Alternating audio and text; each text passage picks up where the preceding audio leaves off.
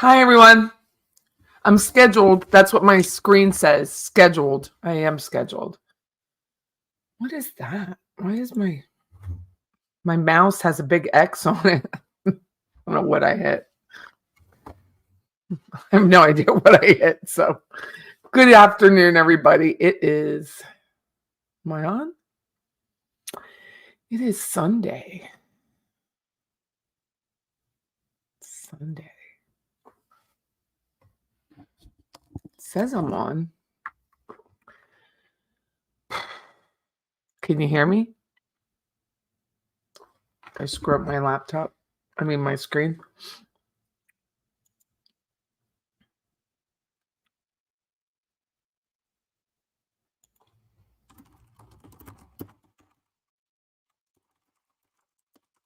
Can you hear me? Oh, there it is. I got a lag. I don't know why. But anyway, I'm back.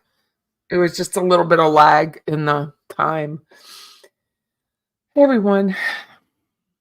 So I've been looking at the witness list. So what we talk about, I'm Patty Wilson, and I live in Tallahassee, Florida, and I like to research people. And I have to wear these glasses today because I can't see. I have to go back. I mean, I've been wearing readers so that it wouldn't show up as blue, but they're just failing me. So I need to see smaller print. And I can't. I can't read. So I'm just going to have to wear these with the blue to protect the eyes, right? Protects the eyes. How is everybody? Is everyone good? This is very chill today. I was cleaning grout in someone else's shower this morning and went to mass, cleaned the shower out, picked up leaves. It is like 118 outside in Tallahassee. It's so hot. Went home and took a shower, and here I am. Trying to motivate yourself to fly through some work before video starts. Well, I hope you get your work done. I hope you do. I got my work done. No, I didn't. I have to fix a listing. And tonight when I'm done this. Hey, Roberta, how are you? Thank you for having me on. I watched your video last night on replay, and I'm going to reference it today with that Tara Kwas text messages from Fancy Fiction. So it's from Fancy Fiction by way of Roberta Glass. And then there's a couple witnesses on this state prosecution list in Discovery that I think reflect that Tara Kwas conversation with Craig Isom when Miss Catherine Magbanua was getting arrested. So it should be interesting. Should be very interesting. Sources close to the palace. I don't have any sources, like I don't have any tea that way, but I do have, I did research a lot of the people that are noted in this list. So we'll see if I can figure out, or if you can help me if I don't remember. So I went through all the criminals that are on there, inmate number blank. So there's a bunch of those, a lot actually. There's like 5 or 6 criminals, and when were they incarcerated, and how did that, could they have had a touch of either Charlie, Siegfried, Catherine, Lewis? So how did that work out? And maybe there will be some sort of conversation about that in person. I mean, you don't see any more transport orders. So it's not like if they're incarcerated, they're bringing them in to verify what Siegfried said or Lewis said. But so far, you don't see any more transport orders. Just Catherine, Lewis, and Charlie are the only 3. I'm sorry, my nose is itching. And I don't want to look like I'm smelling my fingers like rash bomb.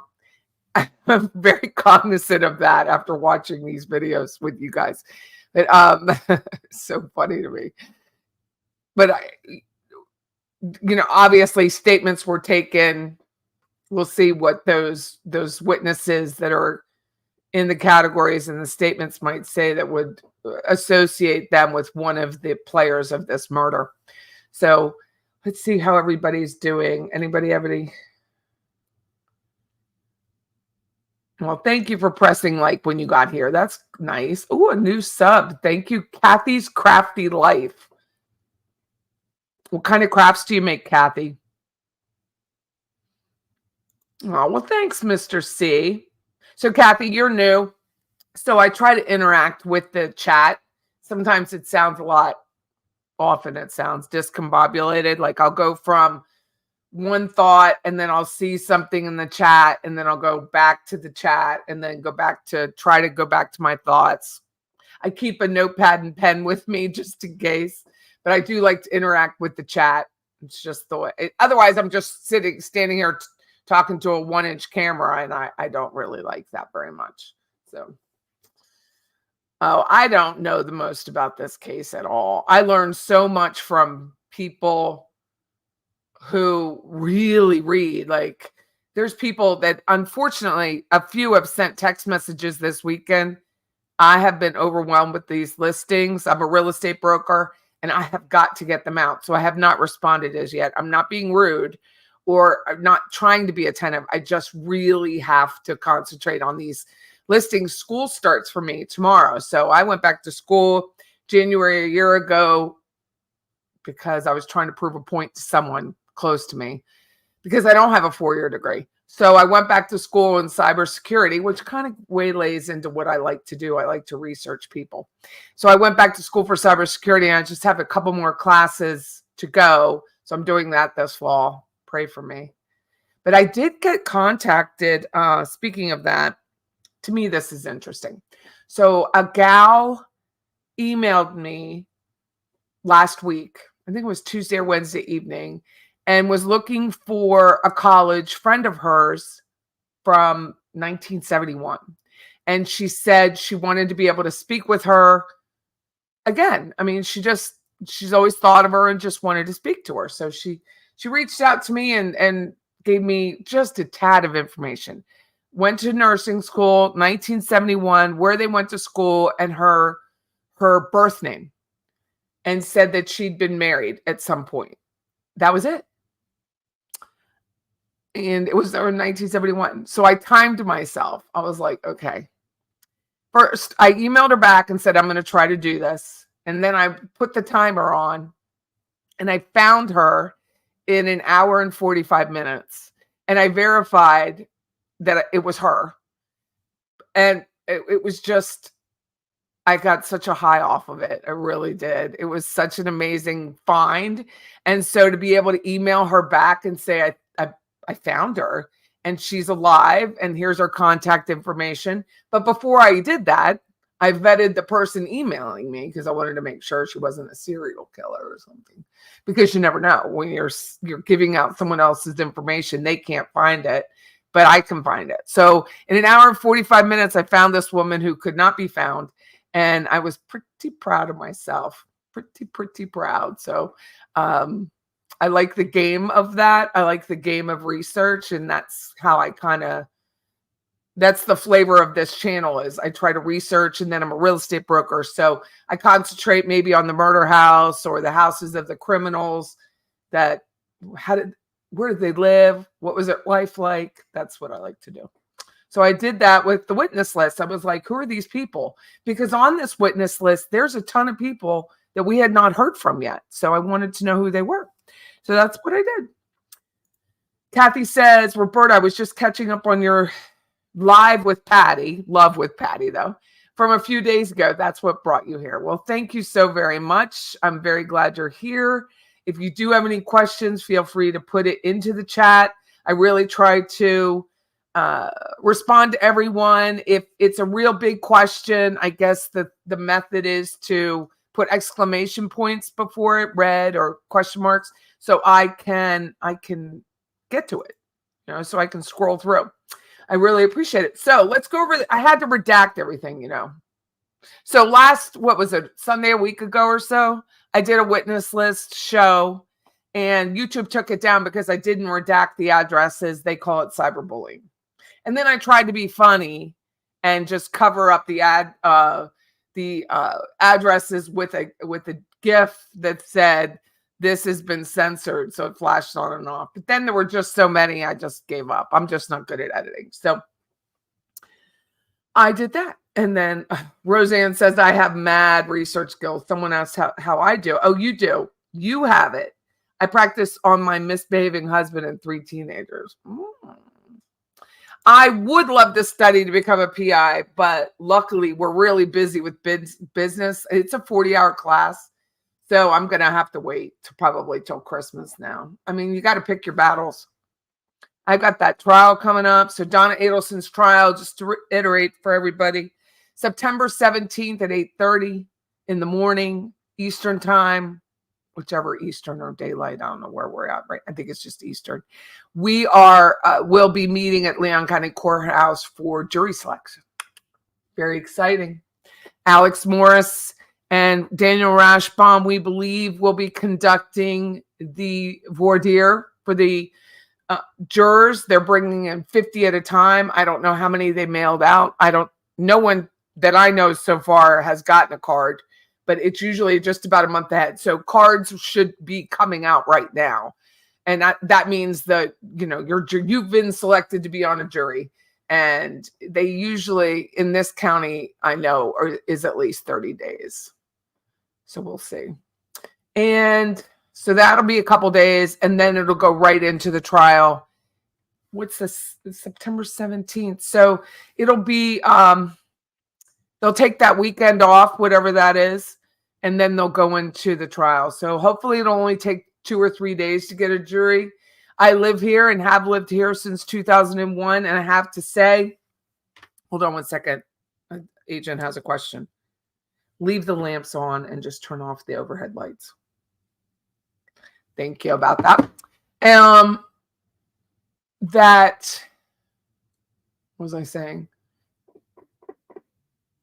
I talk to people all the time and I'll ask, do you follow this case? Do you follow this case? And no, they don't even know who I'm talking about. So I think it'll be not hard to get a jury of their peers. Now, of course, the Adelsons won't think it's of their peers because no one's from Miami here, or maybe not. But the truth of the matter is we've had about 40,000 people move to this town in the last couple of years. So a lot of people will not know anything about the Adelsons. That's just the truth. We've had such an influx of Californians, New Yorkers, upstate, East Coast, Iowa, tons of people coming from elsewhere to move here for what they believe is a less expensive lifestyle. It's not really, but that's what they believe.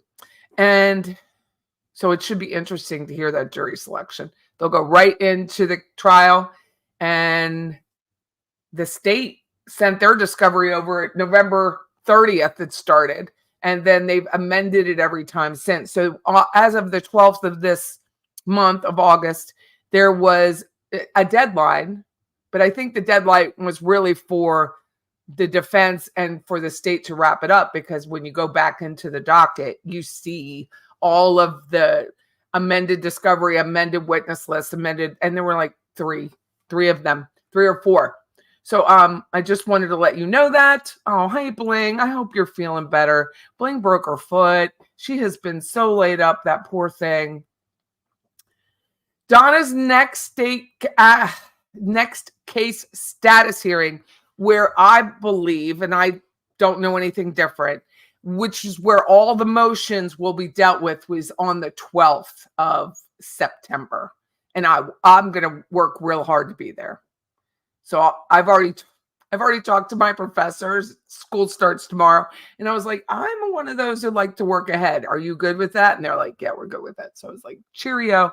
So September 12th, I don't know the time off my, at the top of my head, but it is the 12th. Your 73rd birthday is September 17th. Not moving out of the house for the remainder of the trial. I will be glued to YouTube. I think we all will. I mean, for some reason, let's pretend, I'm going to charge this. Let's pretend there's not a dispute, but there's a motion for the defense wants us to go from a large courtroom where the gallery could be ample size to the tiny closet size Hotel room size courtroom. I mean, it's really small. It's probably, okay, a hotel room's what, 350 square feet, something like that. So it's not much bigger than that. I mean, it's really small. There's just a couple rows. It's kind of set up perpendicular. So here's I use my hands, I'm sorry. But there's the judge. And then there's a row of gallery to the judge's right. And then couple rows directly in front of the judge. And then the jury's opposite. He's to his left hand. And you can just reach out and touch someone in there. I mean, it is really small. So any noise, so this is my dispute with what the defense is saying. You'll really be able to see someone's Post-it note. You'll hear everything. If someone sneezes, it's right there. If someone breathes heavy, it's right there. So say you've got jurors that are mouth breathers, you're going to hear all that. If you itch in your seat, if you're one who moves around on those hard benches, you're going to hear all that. It's a very small room with a cacophony of noise that's going to come out of it. The hallway is small in front of it. It's just going to be a mess. It is going to be a mess. Regardless, I know that Judge Everett said that the voir dire will be in 3G. So if you only want to come down to Tallahassee for the voir dire, you'll definitely see what's going on. So that should be interesting. I was not here for Donna's voir dire. I did go to the trial. And there were regulars in there. Like, there were the same people. We had, like, by way of just happenstance, assigned seats. Like, I tried to sit in the same seat all the time. Other people tried to sit in the same seat all the time.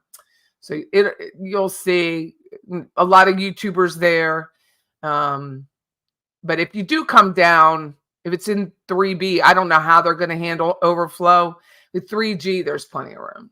The only day that there was a full day, and that was only in the morning, was when Charlie was testifying against himself, because that's what he did. And then in the afternoon, it was so boring that people left. They didn't come back. So it was horrible. It was entertaining for me, but horrible for him. And there you go. So thank you so much. Oh, I appreciate you guys so much. So you ready? So I'm going to show you what I got. Oh, yeah, we could do that.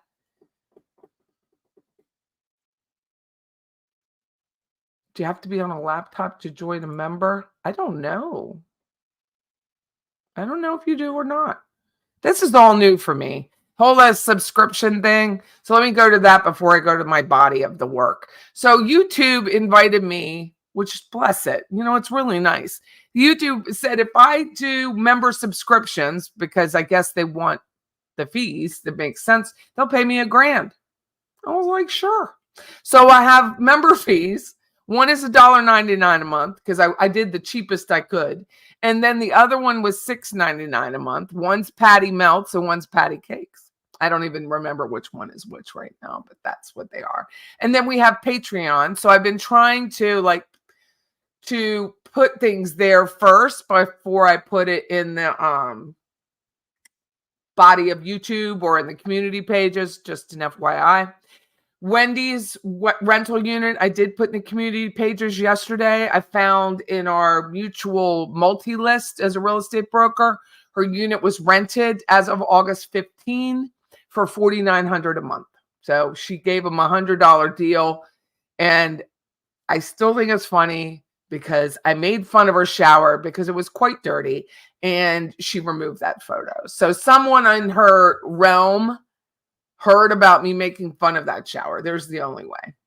But I thought it was funny. Anyway. All right, let's discuss. So I'm going to share my screen and put up the redacted, because Lord knows if you don't, the redacted version of the witness list. So start with category A, Craig Isom. He's retired. Corbett. So we know with Chris Corbett that they are really trying to suppress his testimony, but let's face it. I can't imagine that would be the case. The rest of them, I'm not quite sure who they did. So we're just going to skip. These are mainly TPD, right? TPD investigator. Pat Sanford, we all know him. He was present at Donna's arrest, which was lush. I mean, it really was. Firearms, FDLE. I believe that person's already been on the stand for us before. EMTs, so they would have been present when poor Dan was shot. Justin Willits, it's the Turkey Lake Service Plaza. So he might have been present when Siegfried and Lewis were passing through. James Geiger, of course, he was the neighbor of Dan Markel. Susan Brooks, I think I found what she is. You know, Wendi, she's got her attorney.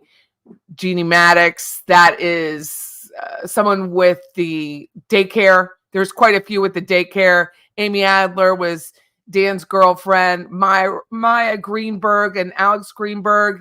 If you want to watch Shaming with Jay, he pulled with a FOIA request the Greenbergs questioning with Craig Isom. Fascinating. I wish it was longer. I think it's only 7 minutes and 42 seconds. I'm dying to know what the rest of that conversation was like. It was absolutely enlightening. Jeffrey Lacoste, of course, he's being represented by Stephen Webster, which I think is awesome. Rick Brakebill worked at the Kmart in Tennessee. I'm going to skip down to what I think is the most interesting is, let me get to it. It's going to tie into right here, Clyde Taylor. He's an attorney expert out of St. Augustine. He also had an office here in Tallahassee. He is an attorney expert on what they call as attorney-client fees. So I had to redact all that because the way the address ran together, it would have been a mess. But that's what it is. Attorney-client fees. Attorney-client fees. So I was like, okay, what does that even mean? What is an attorney-client fee, right? Why would you have that? Why would you even discuss that? So then I was like, oh, let me Google, what would an expert witness look like for an attorney-client fee? Attorney fee expert. So he's an expert witness. He's an attorney, has been for decades. Also known as a legal fees expert witness is a person who provides an expert opinion on the reasonableness of attorney's fees. They can be hired by an attorney or law firm to provide an opinion on the specific attorney's fees or legal fees in general. So that is my guess. It is only a guess. It's only my opinion. I'm not an attorney, nor am I an expert witness in this case. I have been an expert witness, just not here. But I mean, that's what he's going to discuss. If you look at the witness list number 2 that I have redacted, what do you see? You see Charlie, Robert, Thomas Gano. I still can't figure out what he's doing. I have absolutely no idea why Thomas Gano is on this list. He has an office. He's retired, but he had an office here in Tallahassee and also one in Palm Beach and Fort Lauderdale. He lives in Havana, Florida, Gadsden County, which is the county next to us that's closer to Panama City. And then you have Tara Quas. So is she going to talk? Did Catherine release her? It'd be fascinating. Then you have Francis Magbanua, who is Catherine's brother. I just think it's interesting. I think it's extremely interesting. And so let me show you. I'm not gonna play it for you, but I want to show you what Fancy was kind enough to put together.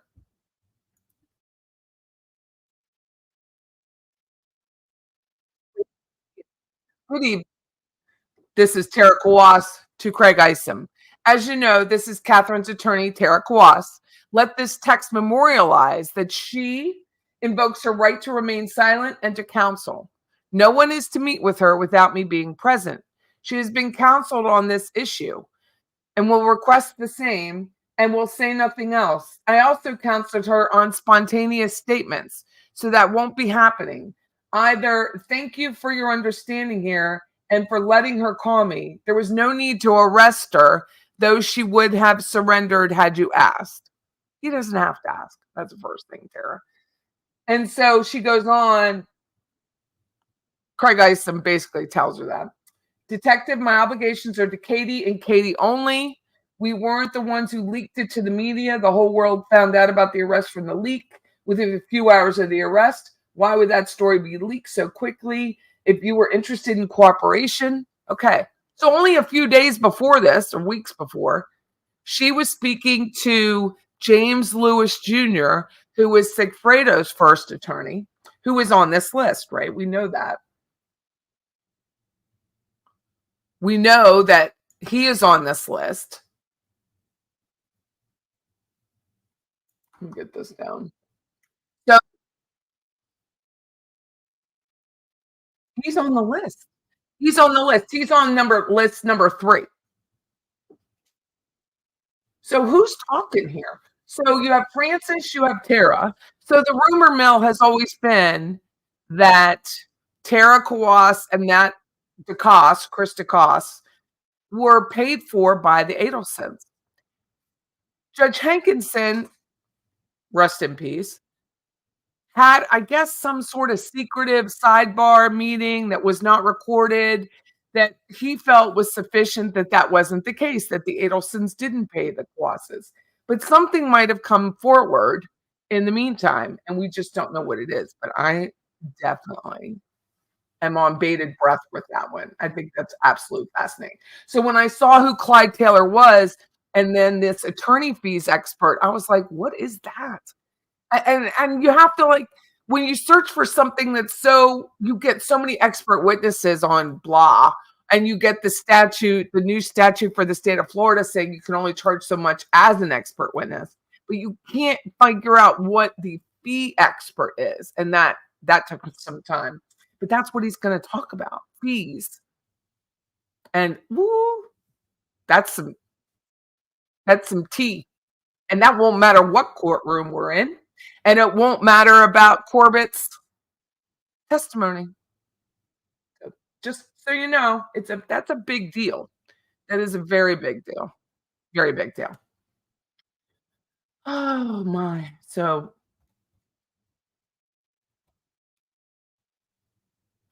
Hank had said the motion was satisfied at the time. He never said anything else in regards to the payments. And what I believe is that was sealed. That information was sealed. I don't know if it's true, but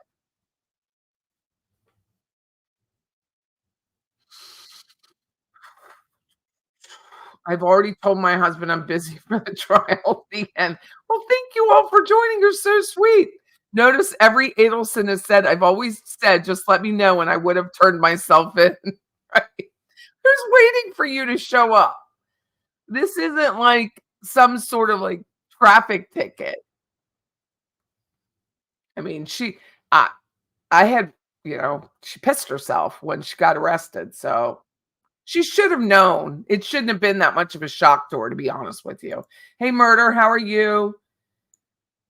It's Katie M's privilege to give away the alert, and she can't plead the fifth. Oh boy, yep, it is her privilege to give away, and she really should. Somebody at this point needs to do the right thing and just get all this done with.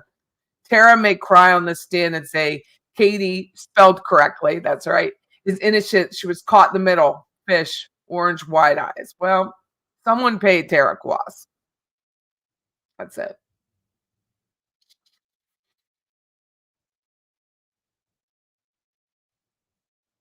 Tara Kwas has kept Katie in prison for life. I know that's a lot to live with. That's a real lot to live with. Okay, so let's talk about the prisoners. There's a lot of prisoners on here, right? I don't understand.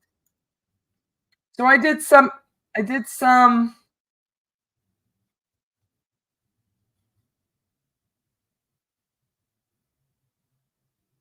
work on this. So I'm going to share it from the Patreon because it's just easier for me.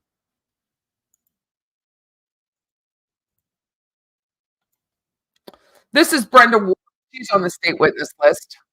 She you can read what I write. She has a serious drug issue. This was her years ago, and then this is her closer to now. She was in and out of Leon County at the time Catherine was in.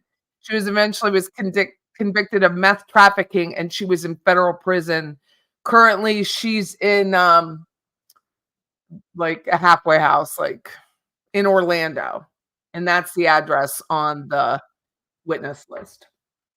I think that's fascinating. Look at her. Stop doing meth, people. It's just not healthy.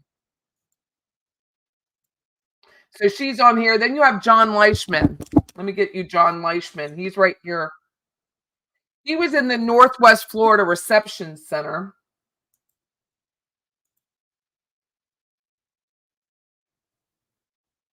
This is John Leishman. I wouldn't mess with him for sure. He was released prior to Charlie being in the Northwest Florida Reception Center. His career, he's a career criminal. He escaped Leon County work release in 17 and then was sent back to Leon County jail and was there at the time Siegfried was sitting and waiting trial. So he might be some sort of connection to Sigfredo, but he's on the witness list. Again, they're under category A, which we've talked about is like the more significant people. So he's on that one.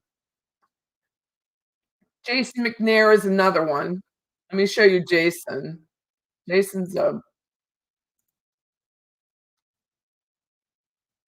that's Dwayne. There's so many. Here's Jason McNair. He's in Santa Rosa Annex. Currently, Sigfredo is in Santa Rosa CI. So he's in the main prison, and Jason McNair is in the annex. But that's only a recent transfer for him. He was in the Columbia Annex, which is what his address is on the witness list, at the same time Charlie was. Love. Just I hope he talks about Charlie. I said I hope he has some good stories. I hope he has some good stories. So that's Jason McNair.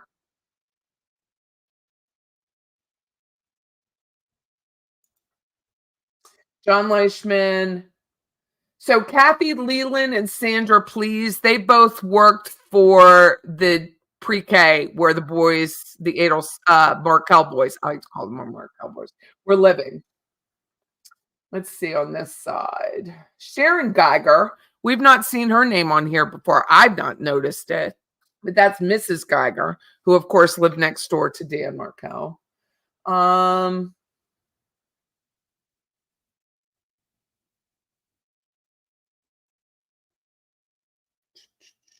Yindra, she's on it. According to her Twitter, she hasn't received a subpoena yet. I don't know if she has by now or not.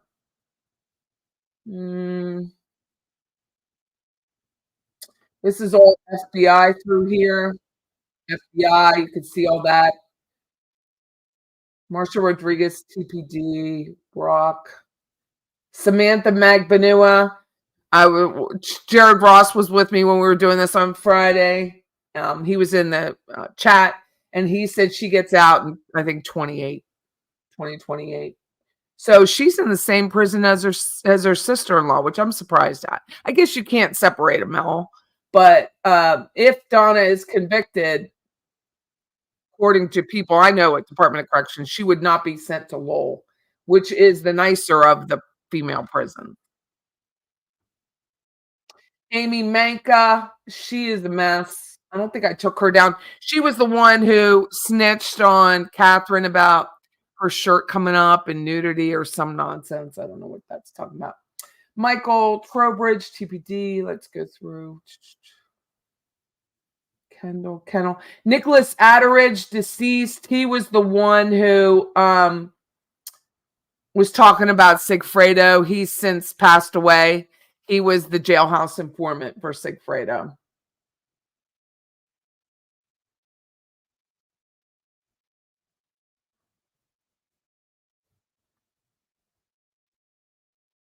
This is the guy I know, Mike Money. I don't know. I don't want to ask him about why. in, this list, but I'm interested to know. He could be Jewish. I'm not quite sure. So this one is interesting to me, and maybe you guys know more than I do. Elon Barrett with Barrett Law Group. So he is listed, and I write, this one is interesting. He's an immigration attorney, but he's fluent in Hebrew, and he refers to the witness list. He's referring to the witness list. He was with Gerstein and Barrett, but now he has his own office. I would love to know what his testimony. He's out of Hollywood, Florida, but he is an expert in deportation. So I don't know why Elon Barrett's there, but he's fluent in Hebrew. So I'm just impressed by him altogether. Like, to me, that's just super impressive. Subpoenas are sent 1 to 2 weeks before the trial starts. They have time to receive one, 30 days to trial. Thank you. But according to Yindra on her Twitter, which is X, she has not received one as yet. But it's fascinating to me. Like, this is just like, why Elon Barrett? Barrett Law Group, an immigration attorney. Love that for him. But he's like, he belongs to the Israeli bar, like the law bar. He was, yeah. So he's super, super smart. Super smart. Let me show you his website: green cards, deportation and removal defense, asylum, family-based immigration, business immigration. So he might be discussing Donna's leaving, right? Her passport, her Vietnam, not, one-way ticket kind of thing. That's what I was thinking. He was the expert. You think he's a friend of WA's, Wendy's? I don't know.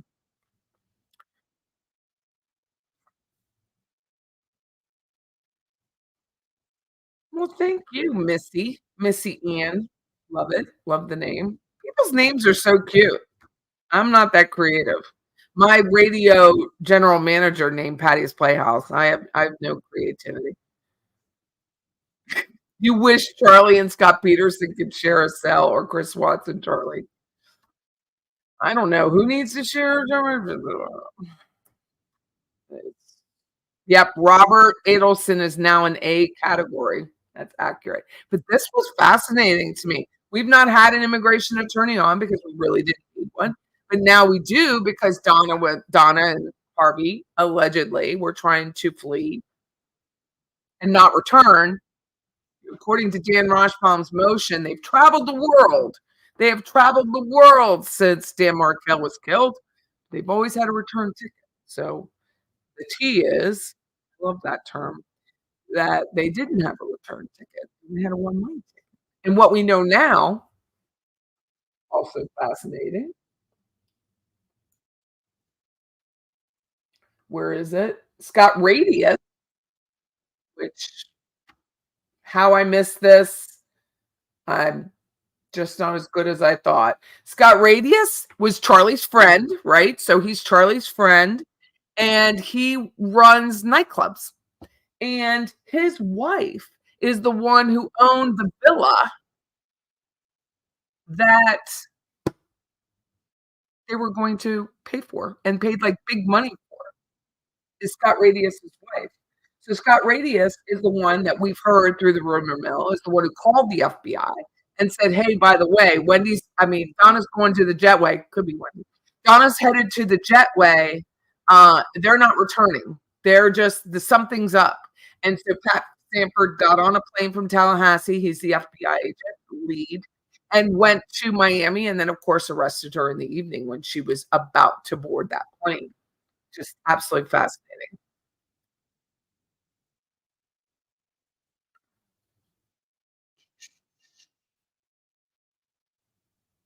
So that one, Chuck Collins over here. Chuck Collins. Oh, I can't show it. It's a P.O. box.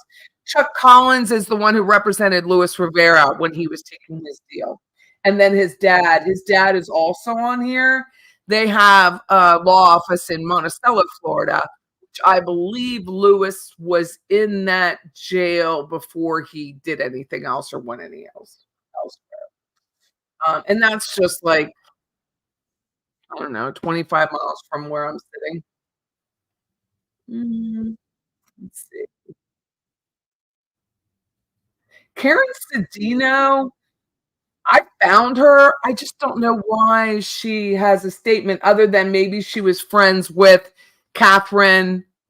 Maybe, I don't know, maybe she cleaned for someone. I really can't figure out. Brenda Ward, she's an inmate. I showed you her she's like she's gone. I don't know. I mean, I hope they got really good statements for some of these people because the drugs and their brains is just a little much for me. Lisa Carey, I've shared with you. She was the real estate broker. She's with Coldwell, not broker. She's agent. She is still with Coldwell Banker, and she was the one who called Wendi when she was sitting in Isom's office to check on her family. She called. She was so nice, Hey, I don't know what's going on, but I'm just checking on you and your kids. Shocking. Duggar's an attorney, Snavely's an attorney, Webster's an attorney, Amanda Wall works for an attorney. Um, yeah, I think that's it on that list. Mm,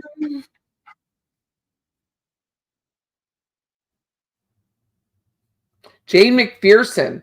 She I hope she gets a subpoena. I hope she gets a subpoena. I hope she gets a subpoena. I hope. I hope. I hope Georgia.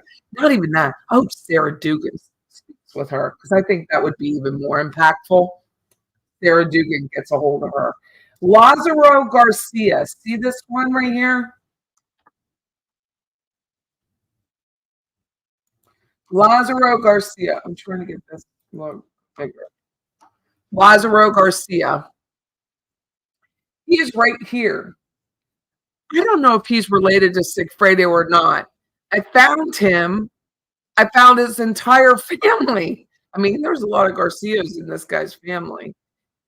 I believe they're linked. I believe he's a relative, but I cannot testify to that. But I believe Lazaro Garcia is a relative of Sigfredo's. But I don't have exact proof. I have to keep looking, just so you know. But I really believe that Lazaro is related to Siegfried. Maybe you all know that, and I don't. You'll see Alon Barrett here with Gerstein and Barrett. Now he is just with Barrett Law Group, so that's changed. T-Mobile, that's their people. Leishman, I've told you about. Ramsey Neighbor, he owned the nightclub that Catherine worked at. Fate and whatever else the other one was. Stephanie Carmona, she is shrimp. She is shrimp. So that was Lewis's girlfriend at the time, which is so hard to believe because she looks so put together now, right? She looks absolutely, she's a really, really pretty girl and she's just super put together. Very interesting to me how she's straightened out everything about herself. Very happy. All of these people to your right that show like 211, the Baileys right here, they live across the street from the Trescott House. All of these people live in the neighborhood. And I don't know if they just have statements from them. I'm not quite sure. Tamara Demko is on here. See her there. Manuel Utsaid, he's with FSU College of Law. There's another girl. Where did I get her name from? Karen Sealander. She's the general counsel for the College of Law. She works there. Right there, this girl. No, no, no. I lie. Her name is Megan. I lie. That girl's name was Megan. Megan Yavar, Yavir. She is on. She's general counsel for that. Forrest Revelinsky. I think he was medical. Dwayne Walker is right here. Where is my?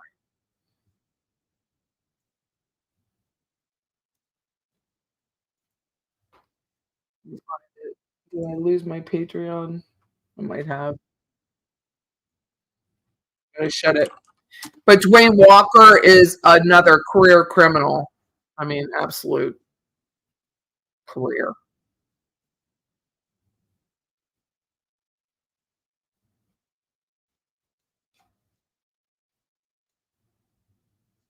Where's Dwayne? Oh, here he is.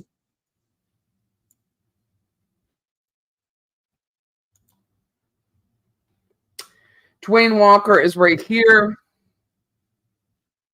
He was released. He was in Leon County at the time of Sigfredo's arrest. In and out, in and out. I mean, if he could steal it, he stole it. That's what's this guy, Dwayne Walker. But his time frame was Sigfredo. It's going to be fascinating. I have no idea what's going to happen, but to me, it's just absolutely fascinating. These people coming out of the woodwork. May hopefully we pray talk about who they met when they were in prison. Fabian Radoslavich, he's a real estate agent. Right there. This guy, he's a real estate agent. And I have no idea why he's on this list. I looked at all his sales. I'm going to give him some free advertising right now. See if anyone recognizes him. He's in Sunny Isles. Zillow wants to make sure I'm not a bot. Sorry about that.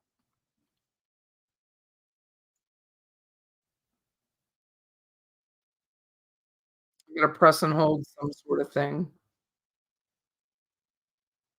Yeah, I'm going to another website, Zillow. Thank you for playing.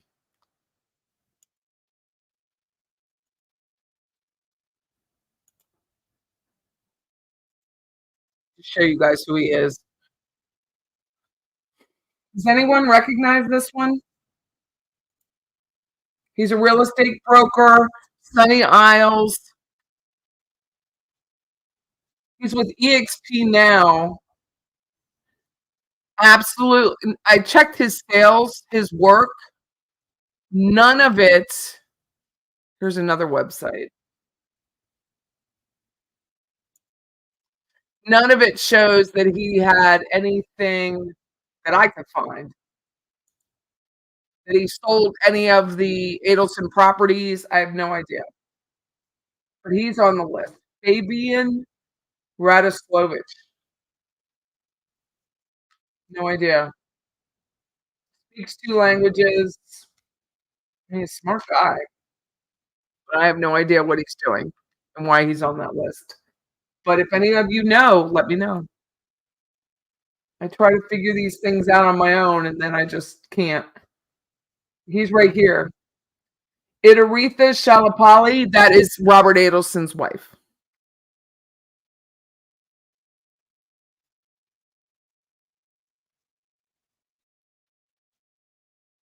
These are all the statements that were made, statements of the witnesses that they have. Shadrach, we know Shadrach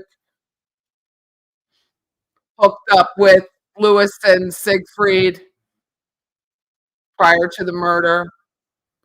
Kiana Abdul, they don't know where she's located, and I don't know what she has to do with this. I can't recall. Ryan Cox was a mutual friend. She is big Tallahassee like chamber. She's a smart woman. She's very pretty. And that is the person who Wendi gave the boys' clothes to prior to her escaping Tallahassee. Jessica Rodriguez, if you're familiar with the case, you're familiar with her. Mm,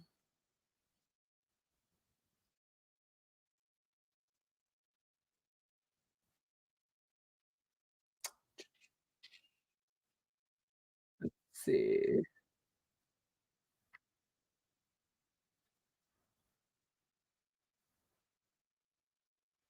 Dorinda Kirkland is also a friend of mine. I haven't figured that one out either, but I will. There's gonna be there may be a lot of financial information this time. There's some sort of request to do a summary from Hull. Hull is the forensic accountant who goes over the Adelson's bank accounts, but there's also statements taken from JP Morgan. We know that I believe that was one of the bank accounts that Wendi took the 350,000 from was a JP Morgan account that she shared with Dan Markel. That's it. Am I right? Star Metro guy, we've heard from him before. Lewis, it shows Tucson here, but he was in Marianna, Florida, and he'll be transported. I think that's it. That's it for number 1. And number 2 is very short and sweet. Charlie Robert, category A. Tom Gano, if anyone knows why, let me know. Sarah Kawas, huge, huge. This came out July 11th. David Marcus, who was the attorney, got raped. Lisa Shelby is a friend of um, Jeffrey Lacoste, and Sarah Youssef went to Miami with Wendi. That's the time frame that I believe. Have they an estimated trial length? When I was at the case management hearing, the state said they needed a week. It was Charles Schwab. Okay, well, I don't know JP Morgan then. The state said they needed 5 days, which I'm assuming is their week. And it was defense. Alex Moore said, Judge, we're going to need at least 2 weeks. At least 2 weeks.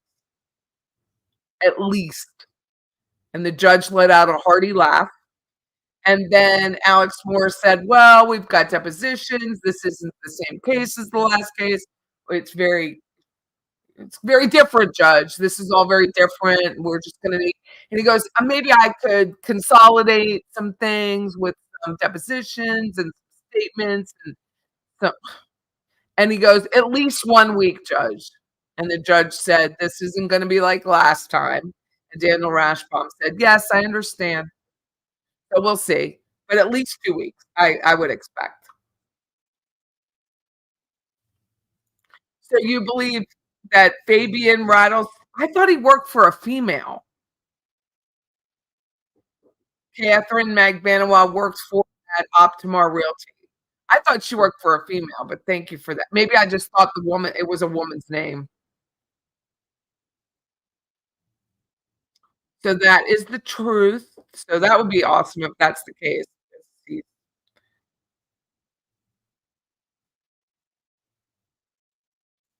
I hope Robert Adelson is called to show the pattern of the Adelsons to try and get rid of unwanted fiancés or ex-spouses.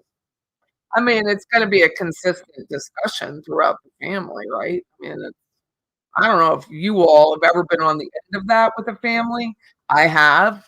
I talk about it with my first ex-husband, and it is not. I mean, she didn't try to get rid of me; she just didn't want me, and it's a lot. It's a lot to be on the end of that. It's a lot for a marriage to be on the end of that. So, um, and it's a consistent theme becomes, the second you step into someone else's family, if they don't want you, they're gonna let you know. So I think that should be very interesting. Yank says, I don't want Robert to testify. I really don't think he has anything to add as he's been away far too long. I think he has a lot to add.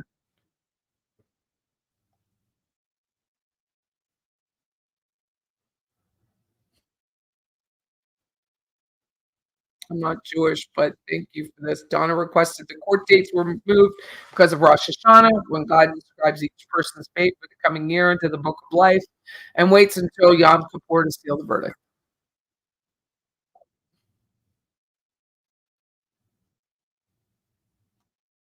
Wendi is not going to change the boys' names back. It's just not happening.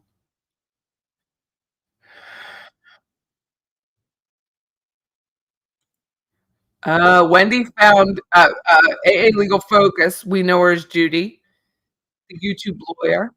Wendy's dress on Club Monaco's site, the one she wore under a jacket. That was her first one, first trial. And then she wore the same jacket or the same dress for the second trial. And for the third, she wore a blue dress.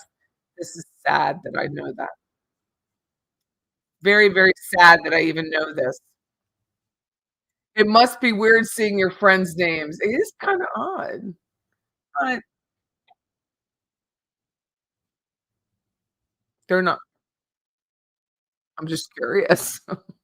Very curious. I know. It's the call to the stand list that's gonna be the biggest one. Obviously, not everyone's if she's only got a week, if she's saying it's a week, we know Isom, Corbett, Brannon, not all of these are gonna be called. Pat Sanford, Richie, Rosanna, probably Clark, because he was a doctor, so the pathology. The EMT might be James Geiger, Justin Willits, that would be short and sweet. Wendy's gonna be called. I mean, obviously Harvey, he can't testify. I mean, he doesn't have to. He won't. He gotta be forced to testify against his wife. The Greenbergs would be fantastic. Amy Adler, that would be tough. Poor woman. She's just been raked through it.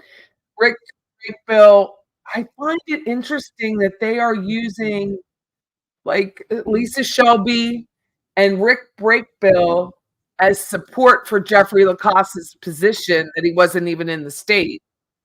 And is there some sort of like messaging from the defense that they were going to try and slap it on Jeffrey Lacoste again? Basically what I just find it interesting that they are trying to support him in that way. Um, who else? Shadrick, we know. Jessica Rodriguez. Catherine's going to be because she's being transported. Lewis will definitely be because he's being transported. The fingerprint analysis, Tom Balboni will likely be there. Mary Hull, they're doing just a stipulation and a summary, I believe.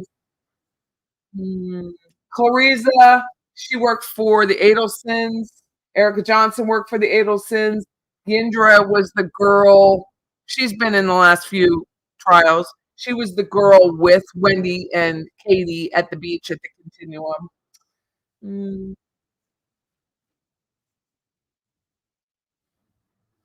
I mean, Samantha Magbanua doesn't have a transport order, so not her is my guess. But they have a statement from her. Brenda Ward, no transport for that. But interesting. I have so many questions about that. So all these people, I mean, are incarcerated, but they're not statements. Hopefully he speaks, Clyde Taylor, and that's on fees. Fascinating. Uh, this was the daycare. Leland and Please worked at the daycare. I told you that. Junam Jinder could get called back. I think she will because if there was a discovery with the 2020 interview, I bet she's called back. I bet she. T-Mobile will likely be called back. Ellen Barrett will likely be called if he's there as an expert on immigration, which he's not listed as an expert, but that's his expertise. Jane McPherson. Oh my God. I hope she is called to the stand. I hope she's made to squirm. I really do. Ramsey Neighbor, again, he worked for the nightclubs, and he's been there a couple times. Stephanie Carmona, that's Shrimp. She could be called. I don't know. There's a few more names that we wouldn't have had. What are y'all talking about teeth? You're in there talking about teeth. I think they should put Ruth Markel on this stand to counter this week, Granny. BS Donna is going to pull, not to mention Donna sitting in a defense will make faces and squirming in her seat. I think if either of the two, it would be Phil because he took the first call. So Phil had to find Ruth, and Ruth was at her uncle's house. If you follow the book, The Unveiling, which was written by Ruth Markel. So it might be Phil because he got the call from the emergency room physician. And they had to find him through Facebook. because that Wendi didn't give anybody a phone number for the Markells mess. And she probably didn't even have them in her phone anymore. She probably took them out. Murder by Meister says Phil Markel said he thinks Wendi only allows visits to coincide with trials to keep up appearances. Well, she testified that it's countless times. It's countless times. I wonder if Wendi called the daycare 1,000 times. I'd gone there instead of the police. She did. From what I'm told, she didn't call the daycare at all. But also, what I'm told, and I don't have any verification on that, the um, Isom had told her that the boys were fine. I don't know that that's true. I'm not quite sure. Will the bump FBI agent be called? Absolutely. And I don't know his name, so yes, absolutely.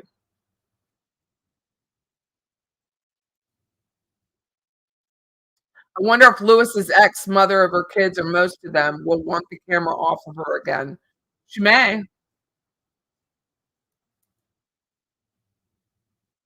Why would they call? Maybe Garcia told her something. I don't know. But they have Stephanie on here.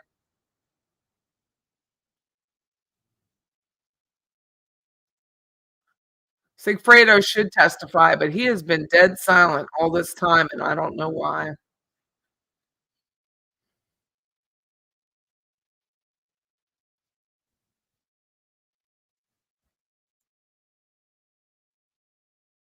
Wendi did not call Phil. Nope, she didn't call anybody.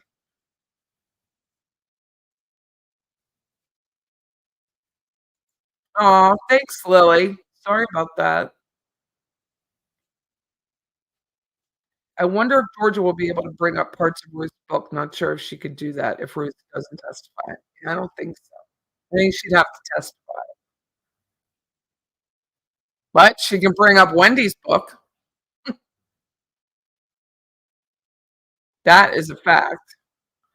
We all want Donna convicted of course, but we also want to hear witness after witness come up and show what a liar Wendy's been. And that's what we all know that the first two trials were really a lead up to Charlie and Donna. Charlie's trial was a lead up to Donna. And now Donna's trial, I bet, is Donna plus a lead up to Wendi. That's what I guess.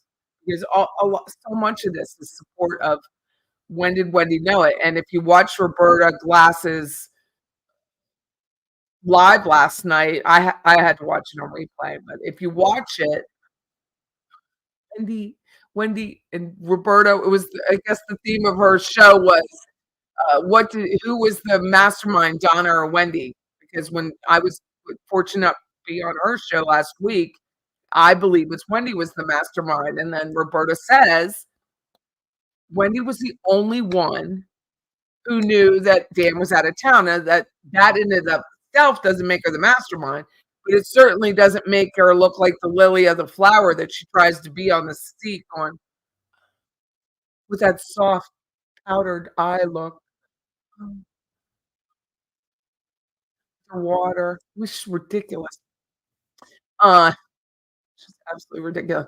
But she's the only one who knew where he would be. The only one. She's the only one. She verified he would be out of town. She verified to Jeffrey Lacoste that he was leaving town. But what day? Jeffrey Lacoste turns to walk away from Wendi the final time, and she says, "By the way, are you still going out of town on Friday?" But he left Thursday. So there was that. God bless his heart. He left Thursday because his life would be much more difficult than it already is, and I'm sure it's pretty darn difficult being called to testify every couple of years about your ex-girlfriend and her behavior. It's gotta be really horrid. Really, really. So Jeffrey Lacoste, he was asked. She's verifying where all the players are. That's why she's talking to her mother in the morning. That's why she's talking to Charlie for 18 minutes. That's why all of these people are chatting and chatting and chatting, which is why Sergeant Corbett's information is so important, which I will fall out if they exclude that. There's just no way that's going to be suppressed when it's been in every other trial. And of course, the state's like, it's stale. It's stale. Phone records are not stale. Bread, stale, not phone records.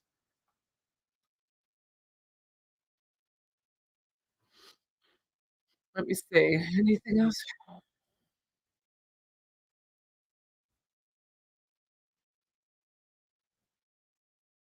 There's nothing left in Sigfredo's brain. That may very well be true. That may very absolutely be true. Funny how Wendy didn't have the Markells in her phone. I don't know that she did or didn't. I'm just saying they pulled her phone, so they could have got the number from the Markells if she kept it in there, right? So, but did she not do that? I don't know. I really don't. But Siggy and Katie keeping silent is truly baffling.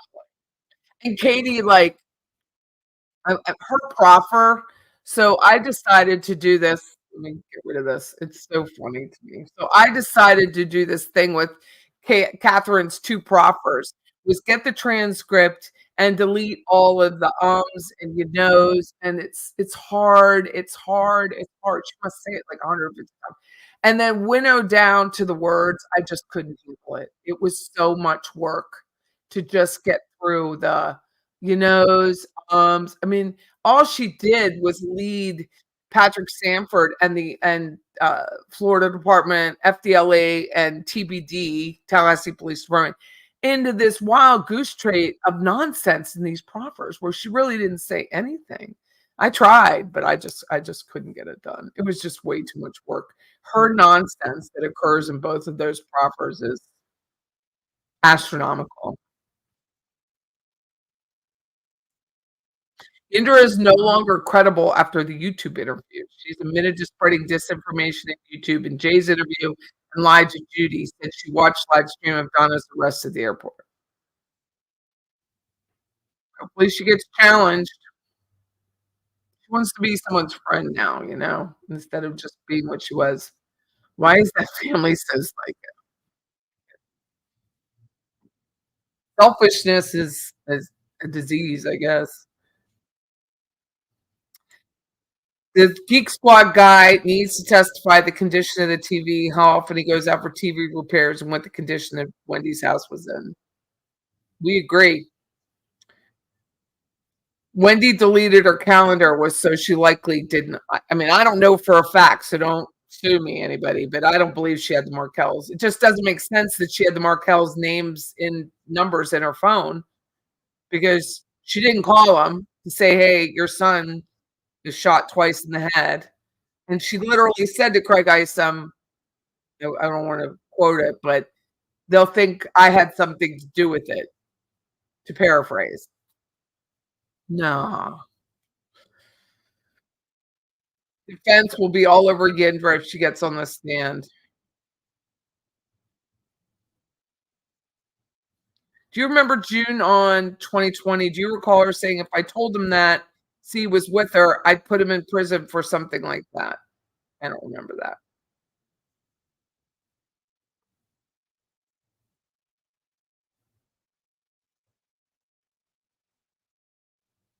I believe so. I do believe so. Donna tells Charlie a different story. Makes me wonder, did Wendy and Donna keep Charlie out of some loops? Just like the drive-by. Donna knew, Charlie didn't know. I absolutely believe that. I would be shocked if that was the difference. Absolutely.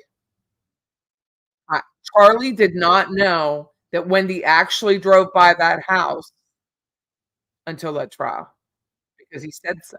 She just could not help herself. And he was dumbfounded, like, "Why the hell would you do that?" That's what she did. I think Donna is so manipulative, right? It's just so manipulative. You bring Jeffrey Lacasse in, you send him away, you bring him back, you send him away again just in time, and then you got Donna, and she's manipulating Harvey, but is she why did Sigfredo call Harvey? I after listening to Roberta Glass last night again, why did Sigfredo call Harvey? I don't think it was an accident. Why is Harvey the one who signed that lease? It wasn't Harvey and Donna's lease.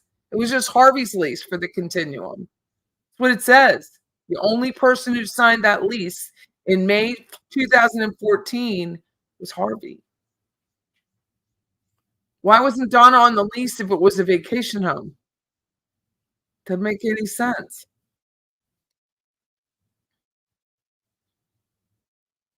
The Geek Squad guy is not dead. Thank you for that. Let me see. Let me see if he's the only one. I have the defense list too.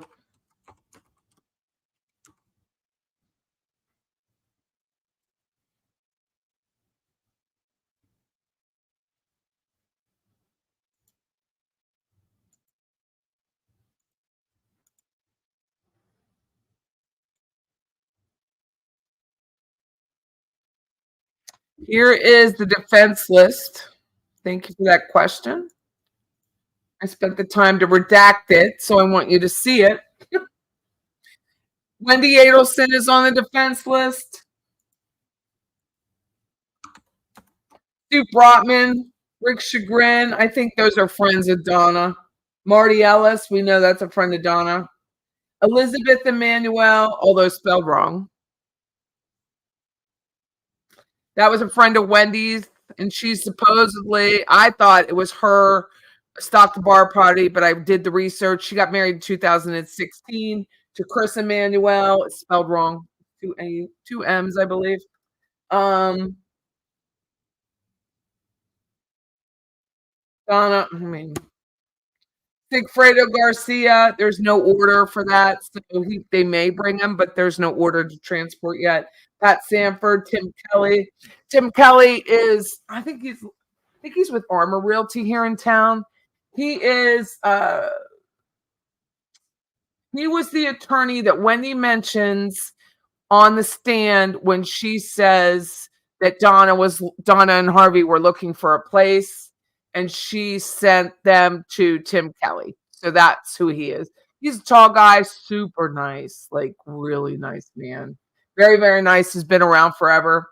Kristen Adamson is Wendy's attorney, her last one, or step down. David Marcus, I'm going to scroll by real quick. Eddie Barnes, AT&T, custodian of records. That's because the defense wanted Donna's phone records, and they were ticked because they didn't have them from 10 years ago, as well as the Sun Pass. So that Roberta Glass goes into that pretty significantly. Maricel Descalzo was that attorney that Donna had at first, that it was kind of a mess. It says the following is a list of items which are available to the prosecutor to inspect, copy, test, and photograph that are within the defendant's possession or control. Statement from potential witnesses other than the defendant listed above in subsection of this document, NA. Reports or statement of experts pending. So AT&T Sun Pass, I guess they're going to try and exonerate Donna, saying that the Sun Pass wasn't near Charlie's house. Donna's emails, Wendy's emails, Stock the Bar, Bullet Bourbon. He spelled it wrong. It's Bulleit, Dan. Spell it correctly. It's a lot. It's the name of a county in the state of Kentucky, the Commonwealth. Anyway, that invitation, it was not they presented it last Charlie's trial, but the judge would not accept it as evidence. Best Buy documents, so I'm sure that would be, let me get back to that. The receipts and then the warranty on the Best Buy, the bump note, the bump letter and text message, wires, subject to ruling on motion to suppress. That's the motion to suppress Sergeant Chris Corbett, who I thought was the absolute fabulous witness for the state. Absolutely fabulous. Document text messages, document call detail records, Robert Adelson's emails, Donna Adelson's travel documents, the visa, passport, the payment, the payment for the villa documents owned by wife of Scott Radius. Global Xfinity plan, Adelson Bank and Financial Records, subject to ruling on motion in limine. Donna Adelson's 2014 appointment book, video proffers of Catherine Magbanua, which are on YouTube. You can watch them. Pictures from surprise birthday party, impeachment, and rebuttal documents. The discovery process will be conducted in accordance with the rule of procedures. So fascinating. Look right there. Signed by Robert Morris, right? I think that's so fascinating. I think it's so fascinating. I do believe that Robert Morris will be the lead, like, not on paper. It's still Daniel Rashbaum and then Robert Morris, Lafayette Street in Tallahassee, which is so funny because he moved into this space I had 7 years ago. So funny. Such a small town. Such a small town here. Mr. C, she said she had the worker at ABC Liquor help her find it. Why did she pick the rye then? Because she didn't know what she was doing. My guess is she didn't know. When is the judge ruling on all these motions? Hey, Wesley, how are you? My belief is the 12th of September. That's the next hearing date where and that automatically had a transport order within it. It says when that was scheduled on the 12th of September, it said the defendant will not be on Zoom. So,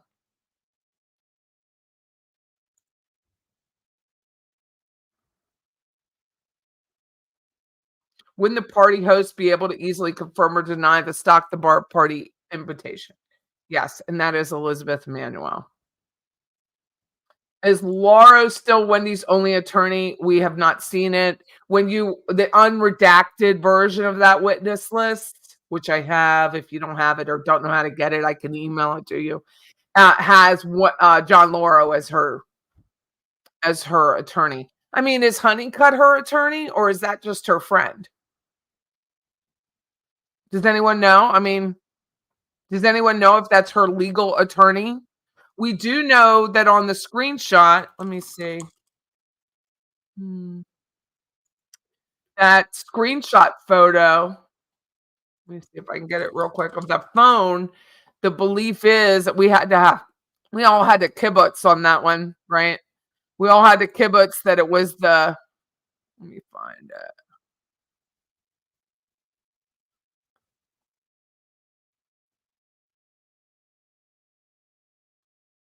Ooh, doo-doo. I need music. Like, I need music as I'm looking for this stuff. Where is that?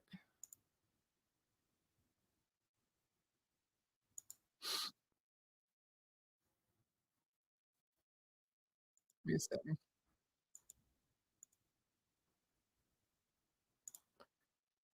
Does anyone remember seeing that photo? Where is that? I have a whole Donna Adelson trial. That's not it. That's the orders. Look at all this Adelson stuff. Here it is. Here's a photo screenshot. Let me show it to you. That has what's her face on it. Honeycutt. We all had to like sit around and figure that out, but it really does look like her.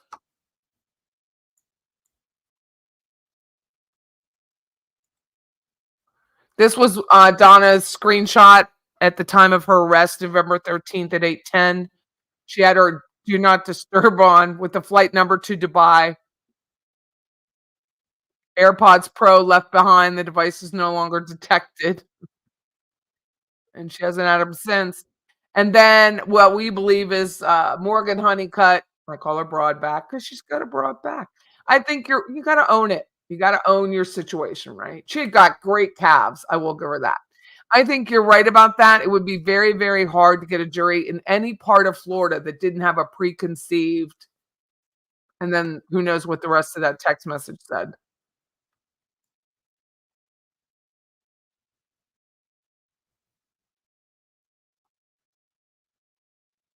Yeah, her attorney told her not to give the phone.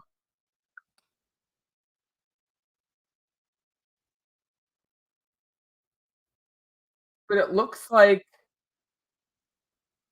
the boys and Wendi as her screen. Questions for lawyers. Wouldn't the lead chair make the higher percentage and second chair make a lesser percentage? Like the 30% plus they make on referrals? I believe that's the case. But I just see because of Tallahassee And because of what happened with Charlie's trial, I just don't see Dan taking the lead. I see Alex Moore speaking to the jury more and likely during the voir dire. If you watch the 2 case management hearings, which both times I don't believe Georgia was present. In fact, she was not present for the second one. I don't believe she was present for the first one. Boss move. That uh, Alex was the one who spoke more frequently. It says John Lauro on there. Harvey and Lise only so that Donna not to be blamed. I don't know. Let me share with you. Let me find it. That lease is people are like, why do you think that lease is a big deal? Because I think it's a big deal. Because I think it's a big deal. Let me see. I think it's a very big deal. I think that's why the state took it.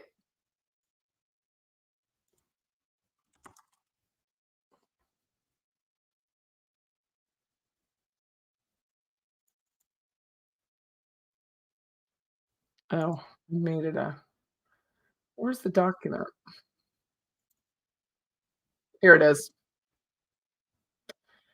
I have to redact it.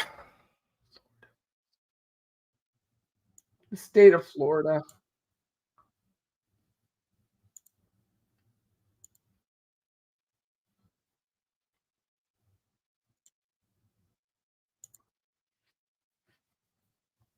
Let me share it with you.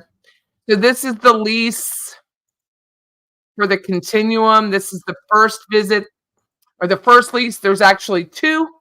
There's 2 leases. This is a 6-month lease.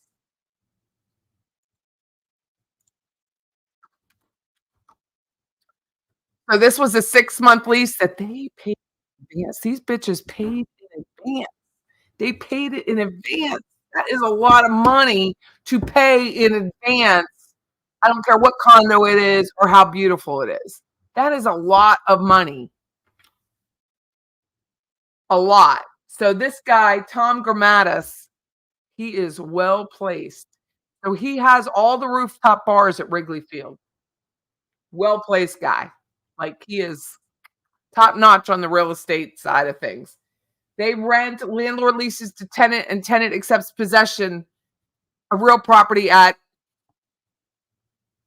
100 South Point Boulevard, right? Rent payments and charges $13,500 a month. Tenant shall pay the landlord advance rent of $81,000 plus a security deposit of $13,500. So here it talks about not commingling. All that's great. Use of premises. Here's where it gets rich. Let me see if I can find it. Said 4 people in it. Here it is. Harvey Adelson, tenant.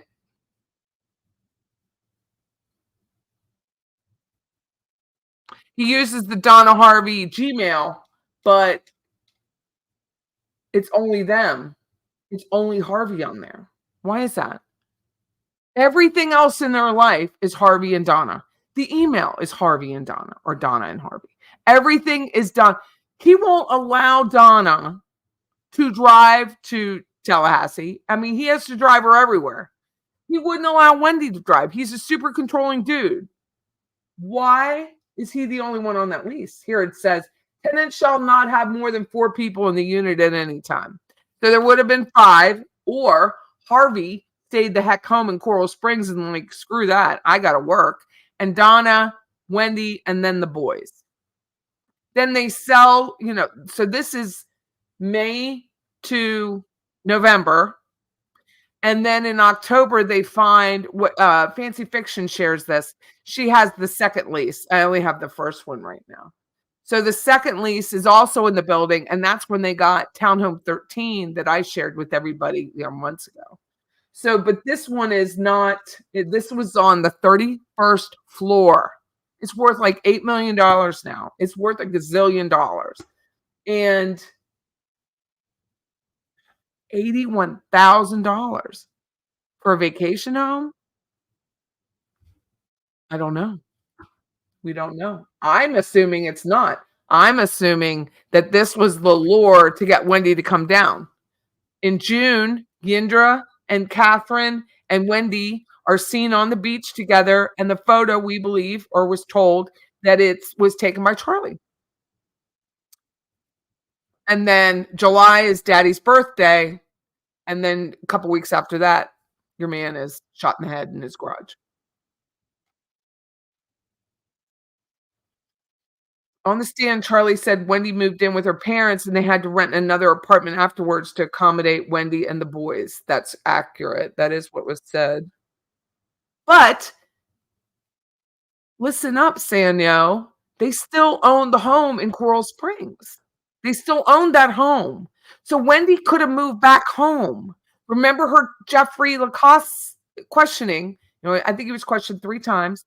The questioning for Jeffrey Lacoste said something to the effect of Wendi was always going back to South Florida.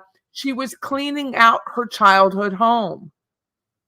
She says on the phone, on the stand, that she was moving home. She says it. She contradicts herself. She said she was moving home. She didn't move home. She moved to a condo in Miami that they knew. So when I first looked this up last November or January, I think it was January, they owned no other property in Miami Beach. They owned nothing in Miami. All of their properties are Broward County. All of them. Nothing was in Miami. They had no ties to Miami. Why would they move to Miami? Roberta Glass and a few others say, I think Fancy says too, that it was a high security condo. Maybe. But they have condos in Fort Lauderdale last time I checked. Why are you moving the whole way down to Miami? Immigration law. Michael Fernandez, the judge that offered Wendi a job, the schools in that area. It's all very suspect. And as someone said to me recently, there is no coincidence in murder. So it is, she's just $81,000 to get your daughter to move down there. Wendi has lots of income from Dan's estate for the boys, and she's had a few jobs, but from my understanding, limited. Wendi has not worked full-time regular job. She's been on a couple boards, and I did FOIA. So the boards are usually like there's this one New American Miami-Dade something something. So I did a FOIA. She just doesn't receive a pay for that. So there's a lot of stuff she does gratis. And she said on the stand last with Chris DeCoste that her employment is affected by all of these trials.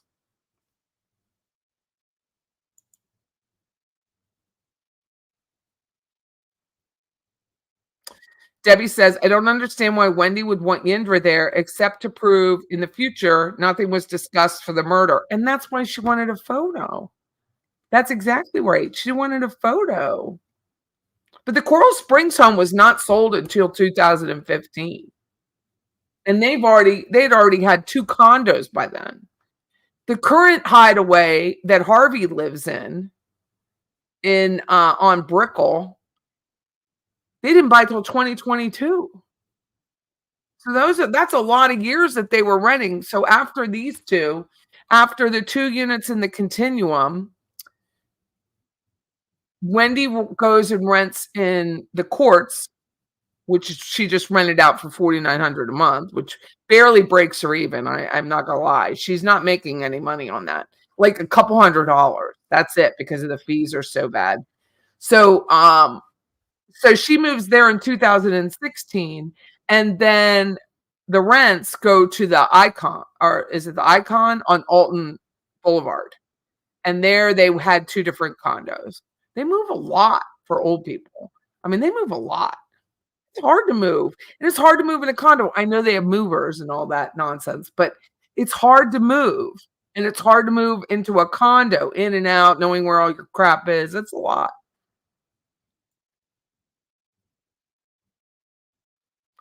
We do not know. I have checked.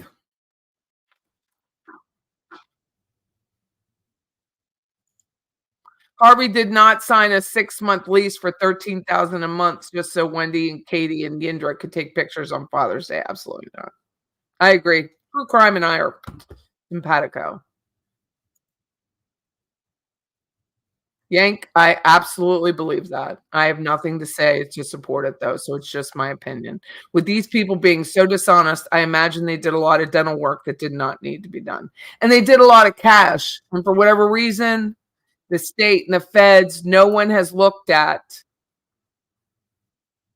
the potential of financial crimes like state tax, tax.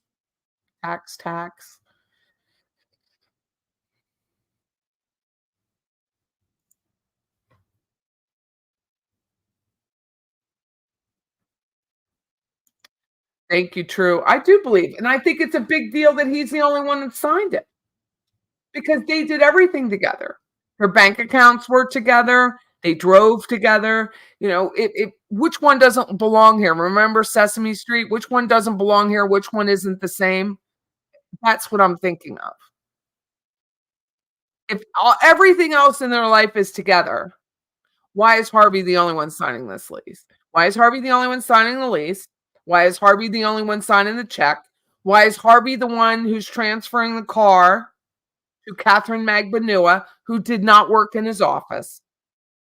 She did not work there. What was the story, Charlie, that you're selling this car to your girlfriend, ex-girlfriend? He knew Catherine was the one that got the money for Siegfried. He knew Siegfried called him. I, I s- I don't think Harvey's ever going to be arrested. I mean, Carl Steinbeck doesn't believe it. I think there's a lot of people who don't believe it. But I think if you really dig deep, what was Harvey really doing? And why is he the only one on this lease? I got to look at Fancy's lease and see if he was the only one that signed that one too. That's the word, bouncer. That's the word. Thank you. I could not think it. You think Donna is first chair. That's funny. That's funny. Call her tip staff, the toilet tip staff. That's funny. She has the I think without all that hair, her head is really tiny. Did anyone else have any questions? Morgan Honeycutt is going into the private security business. The word support during Wendy's interview was absolutely a code. Yeah, her parents support. Her parents are very supportive. I'll say 81 grand. I can just imagine my father, rest his soul. Dad, could you get me a condo? Not only that, could you pay in advance? So the way Fancy Fiction explained it, they find this other unit, the townhome 13, that's the one I found that was on the permit for the house on Trescott because a tree actually fell through it, that they were actually double paying. So he paid advance rent. He can't get out of that lease. The guy, Mr. Grammatis, already has that money. He already had the $81,000. So dude only has to get a new lease. So he's paying 81,000 and for at least 2 months, he's paying 24,000 a month. Because the other one I think was 11 or 12,000. So you're paying 25,000 a month to stay in the continuum. Why? For an extra bedroom to get your grandchildren into an elementary school? Does anyone know? I mean, that's an insane amount of money for a rental. Insane. Harvey only signed the lease Fancy has too. Thank you, Sando. That is an awful lot of money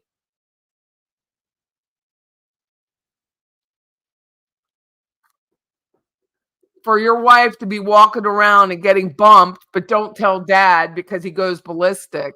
But he's forking out at that time 25,000 a month for you all to stay in that high rise.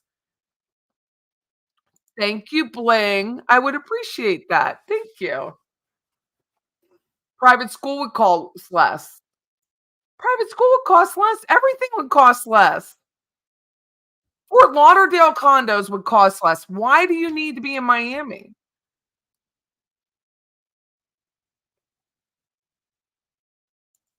It sure is expensive to hunt for a wealthy second husband in Miami, and she still doesn't have one. Me too, Sharon. Thank you. I'm shocked that the IRS hasn't gotten their hands on Harvey and Charlie. Thank you. But for the home on Whale Harbor, where all of this started, was I was looking at the home on Whale Harbor, and the Charlie had short sold it. So if you go back, way back, trial time, Charlie, he's sitting on the stand. He's saying, "I've lived in my house since '06," and I'm like, "That's you probably see it in my face if you watch 2020. That's not true because your house transferred I think it was 13." No, it didn't, because daddy had a straw buyer. So there are all these realtors and they're doing this short sale finagling to keep Charlie in his house. Well, Charlie didn't pay his mortgage for so many months and save the money. Daddy gets a short sale on the Whale Harbor house. So now they have all this extra money to pay for a hit. And Charlie didn't pay his mortgage. Charlie was behind on his mortgage payments. And yet they throw around money for a hit. It's all in the same time frame. And the state knows, I'm sure the feds knew, but they didn't do anything about it. It's a 10-year statute of limitations. But all of that timing is suspect with Harvey. Harvey brings in Harvey opens an LLC in some two realtors' names that were friends of his tenants. A friend of his who sold dental equipment resale. So those two guys who are later involved in this Adelson fiasco are the subsequent buyers of the Whale Harbor house. So they come up with some cash. These two guys were 21 and 22 years old. They didn't have that cash, at least not to my findings, that they weren't selling that much in real estate. They were living in a rental.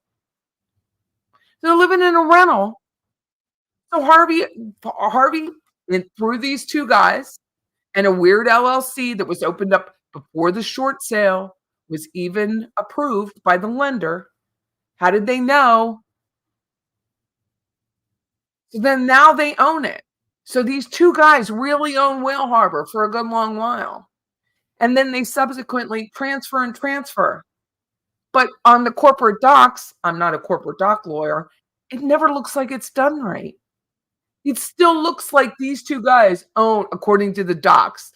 There might be subsequent contracts that you can't see, but it still looks like these two guys owned the Whale Harbor house and not Harvey. At least when you go to Sunbiz, that's what it reflects. Like there was no transfer, there was no amendment to these docs. It's just now all of a sudden Harvey owns it. But you can't do that on a short sale. It's supposed to be arm's length. Daddy cannot buy it. It's not allowed. It's mortgage fraud, allegedly. And the state, I mean, the feds did nothing. That wasn't their concentration, but it's still there. And so Charlie's not paying his mortgage. Daddy comes up with $300,000 on a $500,000 house. They get it re-amortized with a new situation. Now it's paid off. It's put into this LLC, and Charlie's living on it. But on the stand, Charlie says, "I've owned my home since '06," but he didn't. He didn't own his home since '06. You didn't pay your mortgage for a couple of months, which is how you got the short sale, because you have to be behind. There has to be some sort of hardship. You have to write a hardship letter, which I would love to have seen. You have to write a hardship letter to get a short sale.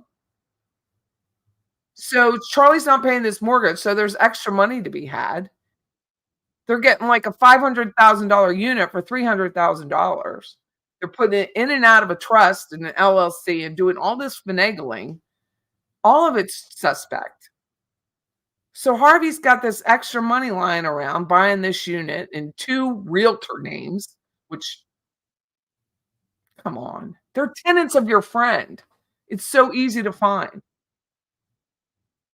And then all of a sudden, here comes Halloween, and you talk to Catherine about how do you rough somebody up, and the following June and July, they rough somebody up. It's just so crooked. IRS can go back as far as they want. That 10-year statute is yes, that's true, but on the short sale, the mortgage fraud, allegedly, that is only a 10-year rule. And it wasn't even 10 years before Obama extended it to 10 years. Did you see Donna even cleaned out the coins at the communal washing machine? Yep, moldy money. I can't even imagine what they're charging now. Debbie, that short sale was 10 years, so that was May of this year was the 10th year. We don't know if he was sleeping with Janice. I don't know. You assume so. He asked her to clean up his used dildos. Good Lord. What kind of friend is that? I don't want my mom to see my dildos, so could you please get rid of those?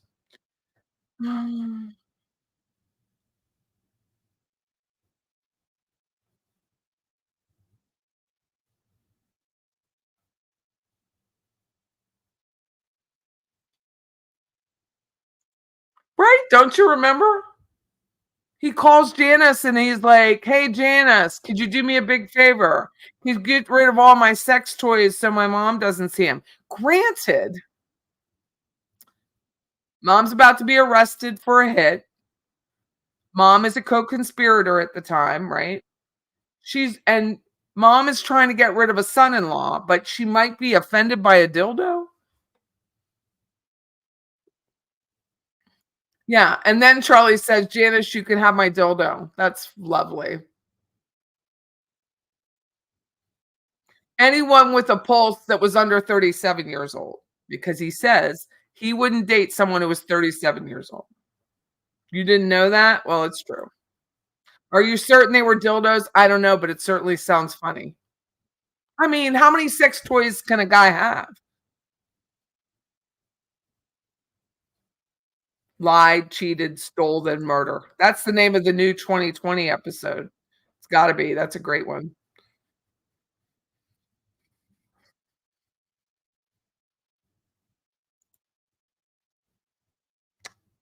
So true. Sounds like many stressors. But there weren't a lot of stressors because Wendy helped herself to $350,000 out of a joint account. So that helped. And then you got $4,000 a month coming in from Social Security. And then she had the nuts to actually call the man's life insurance company and try to say that she was supposed to be a beneficiary. Can't. Maybe that short sale was a scam with Charlie and Harvey. They think Harvey is the quiet one and probably the scariest. It was a scam, allegedly. It's my opinion. But Charlie's still living in the home he short sold. So there should have been a whole new person legally. What we're told as real estate agents. There should have been a whole new buyer that no one knew. No one's supposed to have known those people. That's what arm's length is. You're not supposed to be able to sell your house to your dad. But go to Sunbiz, look at Will Harbor. All of that is under Harvey now. 10 and over, 10 to 37. Wendi say on the stand that Harvey lost all their money in a Ponzi scheme. Charlie said it. Maybe Donna took over the finances and Harvey can only sign checks and do as he's told. Maybe, but he's still a grown man. He obviously made it back to his condo the night she was arrested. Right. I have no time. I don't really care who she dates. It just kind of gags me. So I just don't want her to have a comfortable time at a restaurant or anything. I really don't.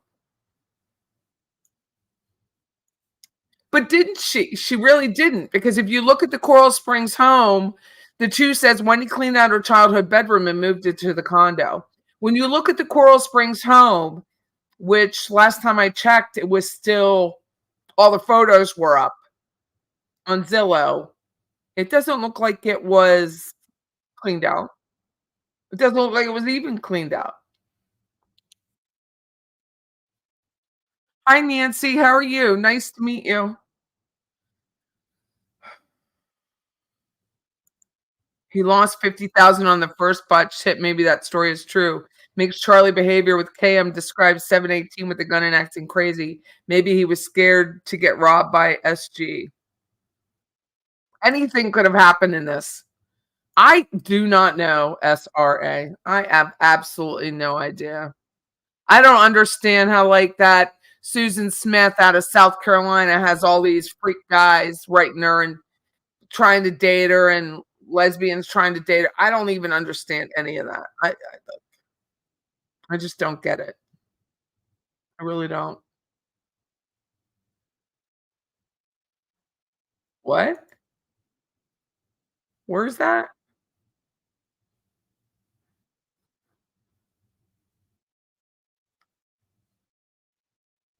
No, I don't think so. Harvey was with Donna. Harvey was with Donna. Charlie said he still owed a lot on his student loans. Well, I guess the we as taxpayers are taking the hit on those, or they're gonna. I mean, maybe they'll go after his cash.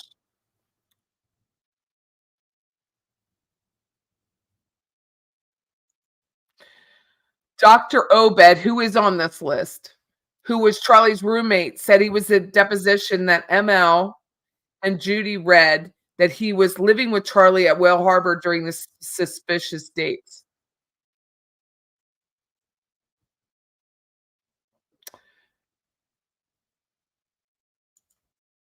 Are you serious, Sharon? Sharon Joy says, "What about the Ferrari, etc., transferred to Rashbaum, including the number plate?"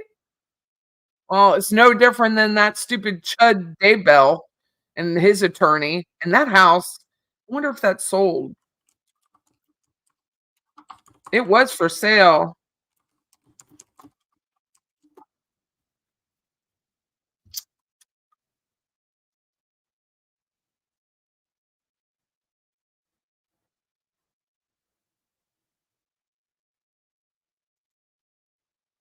202 Northeast Rexburg. Hold on.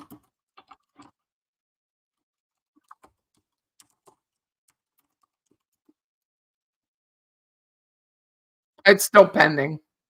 That was Chud's house. Gag me. Didn't Wendy say her dad had brain cancer on the stand? Yes, she did. Is there a cancer doc on the list? There's docs on the list, but I don't know if there's cancer docs. But that is what she said, that he'd had some sort of benign tumor or something. The day help and is being turned into a shrine to honor the victims. Nice.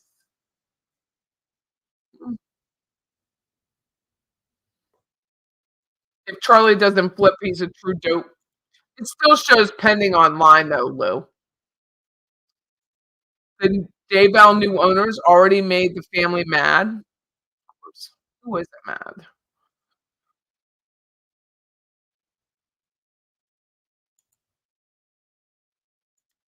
Angela said, "I asked Yindra and she corroborated that Katie told her that jet ski story, which makes me think it was a planted lie." Interesting. I don't think she said it on the stand, only in her book. I think she did. I'll have to go back and look. Well, it still shows it may have sold, but on Zillow, let me make I'm gonna do this again. Let me reset it. It still shows pending on Zillow. I hope Fitzpatrick testifies he's always entertaining, calls the Adelsons out, and irritates them. Like, he truly irritates the hell out of them. Ration a Ferrari, the whole thing is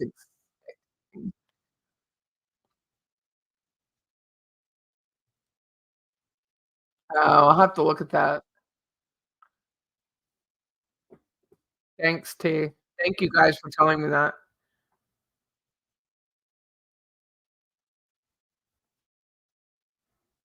Oh, yeah, Bree has of course she did, and that was his baby mama.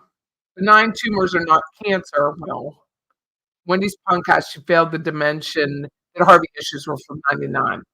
And most brain tumors, to be honest with you, from my history, working with cancer patients is that they are benign, but of course the skull does not flex, so it can still be, you know, and where they're located. I don't understand how Wendi was offered a new TV by Jeffrey Lacoste, but had it sitting in her house broken because she was holding it hostage. She was holding it hostage. I believe that's how Roberta Glass states it.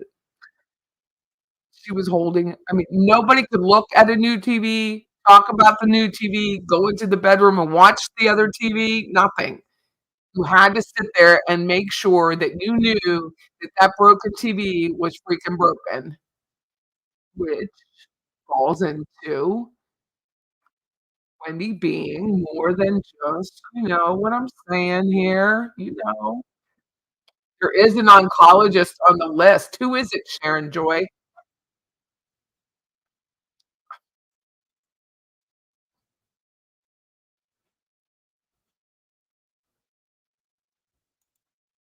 I think so too. I think Yindra does. I haven't interviewed her, but I can't interview somebody or have a conversation that wouldn't turn hostile when you sit there and you just make light of someone stealing cars and then call it a victimless crime. I can't. So, I just become hostile, and other people are much better at handling that bullshit than I am, because that's what that is. She literally said it. Siegfried, he was just it's just what he did. He was just robbing cars and stealing cars and taking cars and cruising cars and then dropping off cars. I'm like, a victimless crime? I don't know what kind of lifestyle these people live, but that is not victimless. You mean because someone didn't get shot? What if they fought him? So I just can't have that in my world. Oh, there you go, T. It was benign. Benign acoustic neuroma, not anything that spreads or anything. Yeah, but it's still painful. You still get a headache. Still get a headache. Janine Silberman is the oncologist. Thanks, Debbie. Oh, she was Wendy's friend. That's right, she was. I don't know her name in the oncology thing. Look her up.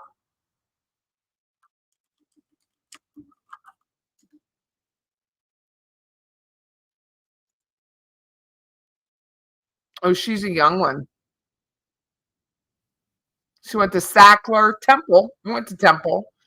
Emory, board certified. Good for her. She's also a psychiatrist. That's one smart cookie. Her expertise is in breast cancer, lung cancer, and other conditions. Interesting.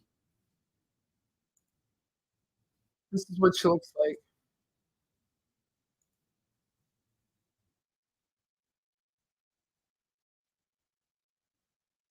I was trying to find it where it wouldn't offer an address and I wouldn't have to redact it, but this is what she looks like. Interesting. Hmm, fascinating.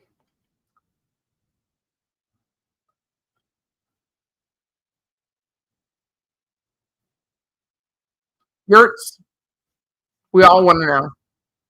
Yurt says, I want to know why Wendy didn't confront her mom. She knew about Dan's murder since 14, right? So if she didn't know, and I still go back to, well, I think it was again Chris DeCoste who really challenged Wendy in such a beautiful way.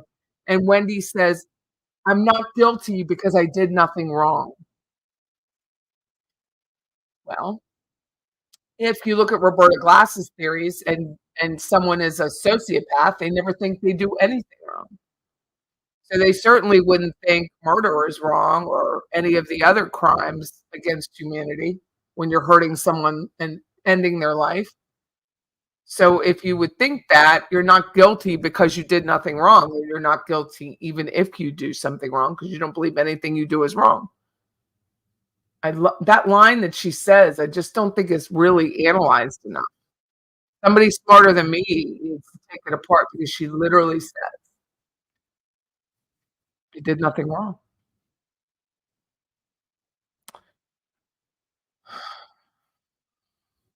It is an interesting combination. And when you tried to collect the GoFundMe, does anybody know who got the if anyone got the reward money? Did Mr. Geiger get any reward money?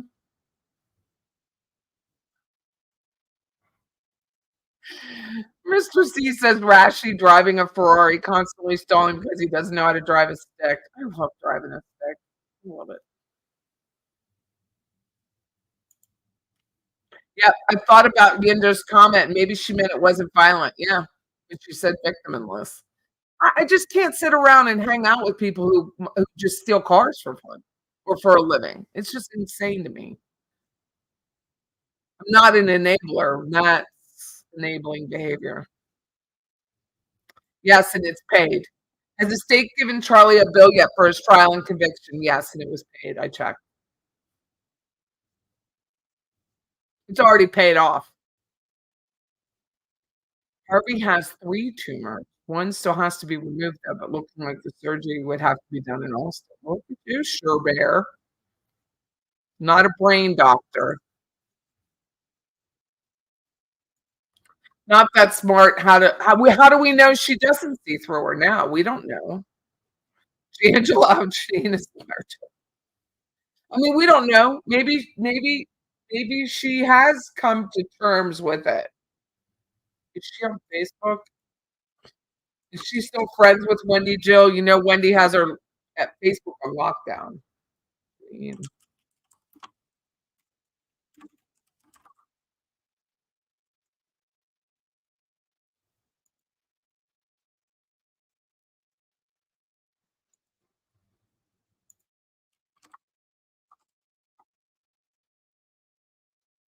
Yep, she's still friends with her.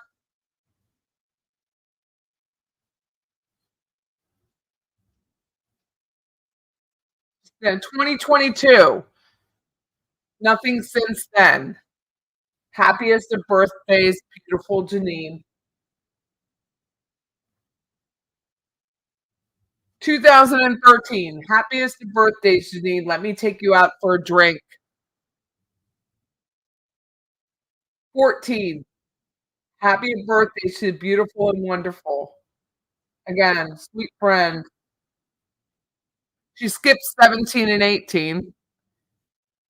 She's back in 19, skips 20 and 21. So she only wishes her a birthday every 2 years.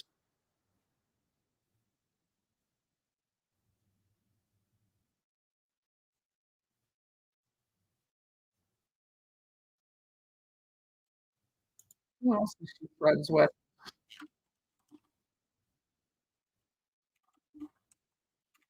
Friends with Elizabeth?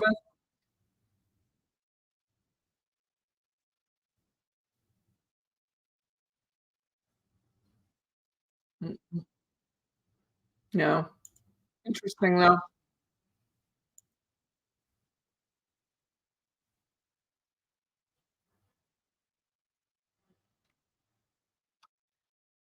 She's only wishes her happy birthday every 2 years.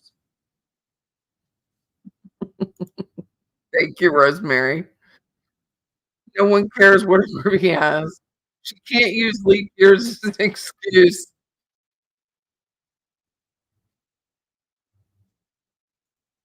Thank you so much. I was gonna do that. I'm gonna wrap it up and thank everyone, but I was trying to concentrate on what I had to say because it's overwhelming to me, the number of people who I get verklempt, so who would watch me and be nice to me, and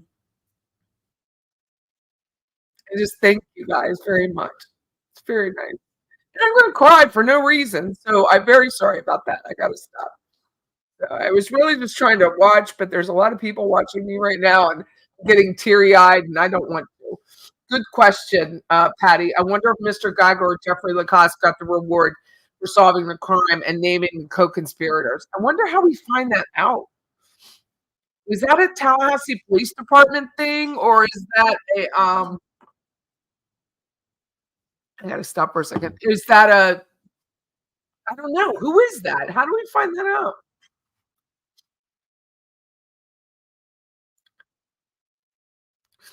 Anybody know? Stealing is not a victimless crime. I know, it really bothers me. What if Wendy says that she flees to Texas to get away from the Latin Kingdom? Why leave her only family, aka dad and my I think there's Latin kings in Texas too. I don't think that's the case, so that would be interesting though.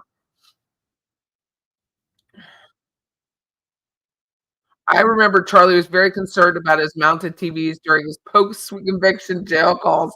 What a complete idiot. It does not matter anymore, bro.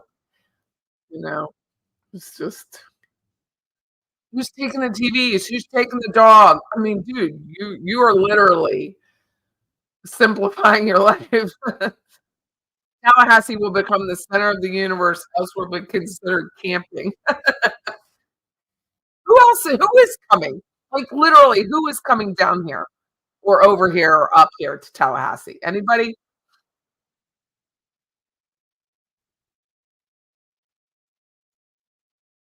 Janine had an office not far from ABC, so she had to go north to meet W, assuming she was working that day. Where is her office? Her office is on Miccosukee Road.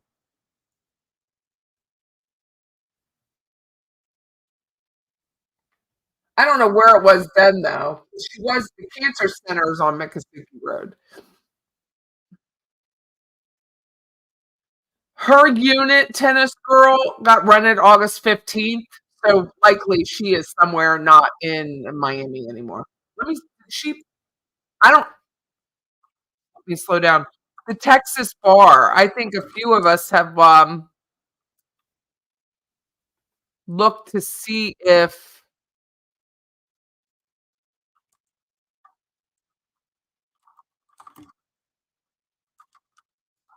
she has gone or been eligible to work.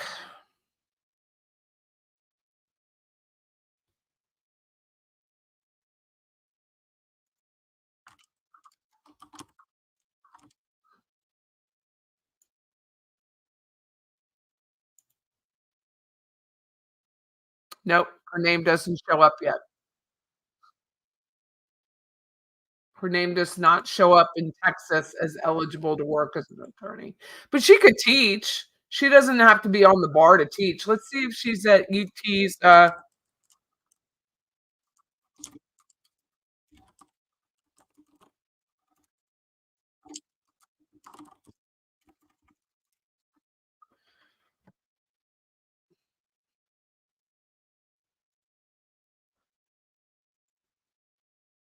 Lord, they don't make it easy to find this stuff quickly, do they?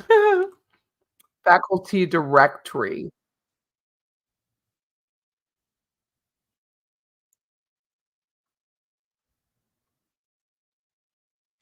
She's an A. See, she could be staff. Mm, that's engineering. So she could be staff there.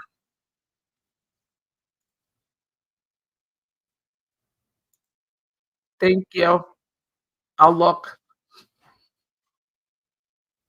After you practice law for 5 years, you don't need to pass the bar in Texas, especially if you're not criminal or trial work. Thank you very much, very much. I didn't know that. Patty, you're cute. Thank you. Don't make me cry.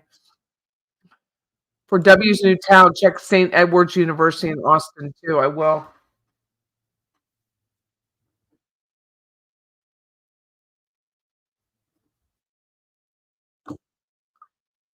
AA Legal Focus said that immigration is a federal jurisdiction and does not need to be a member of the bar. Thank you. Patty, show the photos I sent you today. Where did you send them? Because I have not looked at my email or my phone. Did you send them to my email?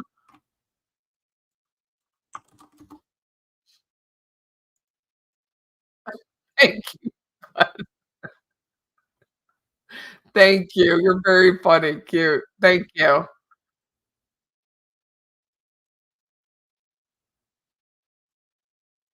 Maybe she's not working. I mean, she's pretending she's working. Hold on. Checking my YouTube email.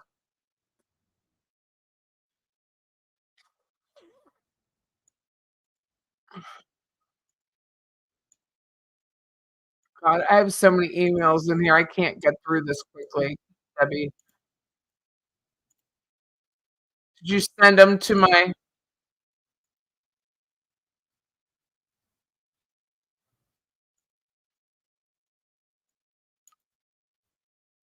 there's so many emails I've just ignored trying to work. Phone. Oh, well, I can't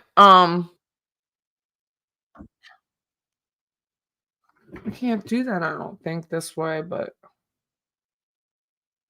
hold on.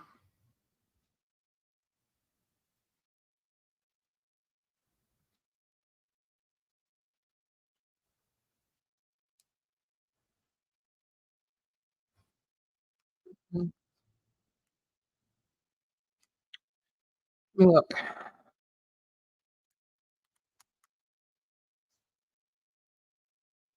Oh,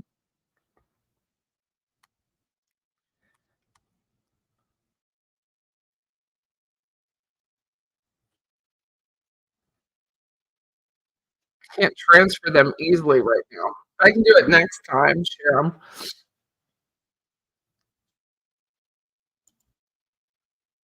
Sadly, after all this time, I mostly just listen. I know. I try to listen too, and then I go back. I try to write down the times I hear something fascinating that I didn't catch from anyone else, and then I go back again. Always cries too with Louis Baptiste when he talks about Dan and his boys. Gets you all the time. I know. It's hard. It's really hard. It was the hardest day for me for this since I started doing this, talking about the Adelsons and the, poor Dan was the day I walked Trescott. That was really I was surprised to s to stand in front of that house and see the hedges in the front and see the driveway and how everything's positioned, fencing in the back, and then Ashford upon Apartments back there, and I'm like, "Oh my god, that man was just he was just a sitting duck." He was absolutely a sitting duck, and there was nothing anybody could have done to help him. Really hard. On jail calls, Donna and Charlie discussed Katie's deal and what she could get, yet never blamed her for the trouble she put the Adelsons in. It wasn't hers. It was theirs.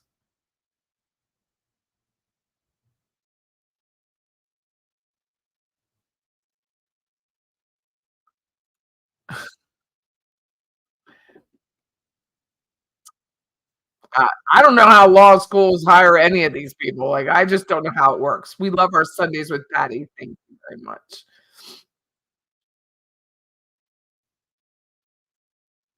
Oh, I hope you're okay, Shiraz, with your knee. Wendy is with Harvey, making him pay all her bills.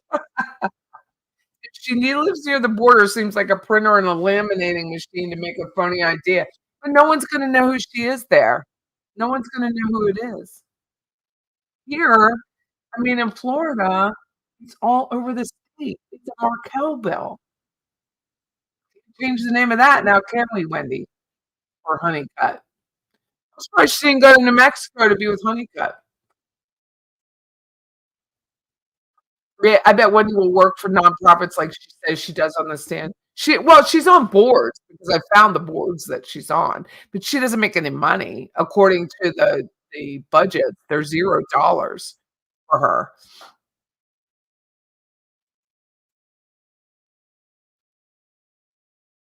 Thank you, McRamble. I didn't know that, so I appreciate it. I wish that was the case for real estate agents. Have you made any headway with the information the mentor lawyer? No, I was cleaning grout today for 2 hours. Like, I have been so busy. I was cleaning up leaves, cleaning grout.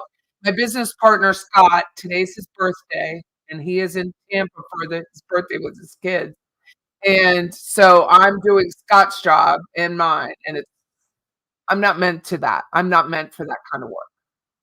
He's very good, he's very detail oriented. That is not my jam. So, but I've been taking it on because that's my birthday present to him. And so, no, I haven't gotten anything else done. I haven't looked at Debbie sent me photos. I hadn't even looked at them on my phone. I have 300. I never keep emails in my inbox. I clear them out and file them. And I have 336 emails in my inbox, my brokerage business. So no. I think Georgia's last Adelson trial will be her swinging for the fences for Wendi unless Ruth Markel says no, but Georgia wants her back.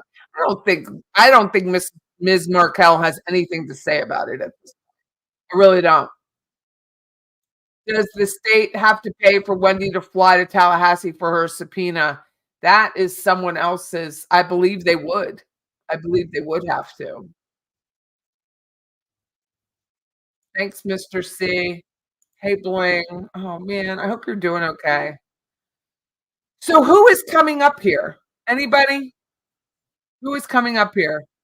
Bling has her camper van in her emoji. Oh, her foot though. Debbie's coming up. You're coming up.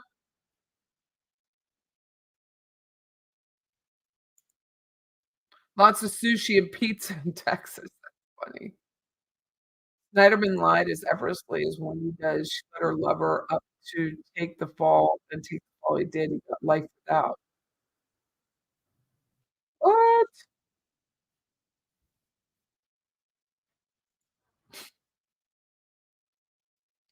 You and Roberta should do more shows during Donna's trial. We have great banter. Well, thank you very much. Shiraz wants to come up. We end up going, let's try the same hotel. That would be nice. Well, I need to know who is coming up because we need to make arrangements. Like, I want to see everybody. I want to meet everyone. So either I have to get a room, which I can get a room. We just need to be able to get together. She's the only one. I've said that before. You think Harvey isn't cutting her a check whatever he wants to? She's getting the money.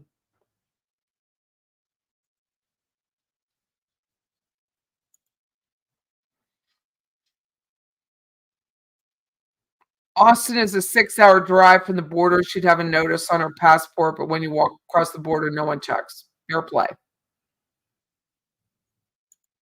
I believe that too. I don't believe that that's the case.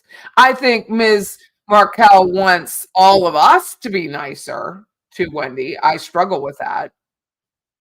I mean, I don't call her everything I want to call her, but Playhouse whack, Playhouse right. So now I want to thank everyone. I'll try not to get emotional, but Space Dove, thank you so much for your super sticker. It is very nice of you. Tennis Girl, thank you for subscribing. I really do appreciate it. It is wonderful of you. Bling, I love you. Thank you very much. She also gifted 5 memberships. I'll have to figure out how that works.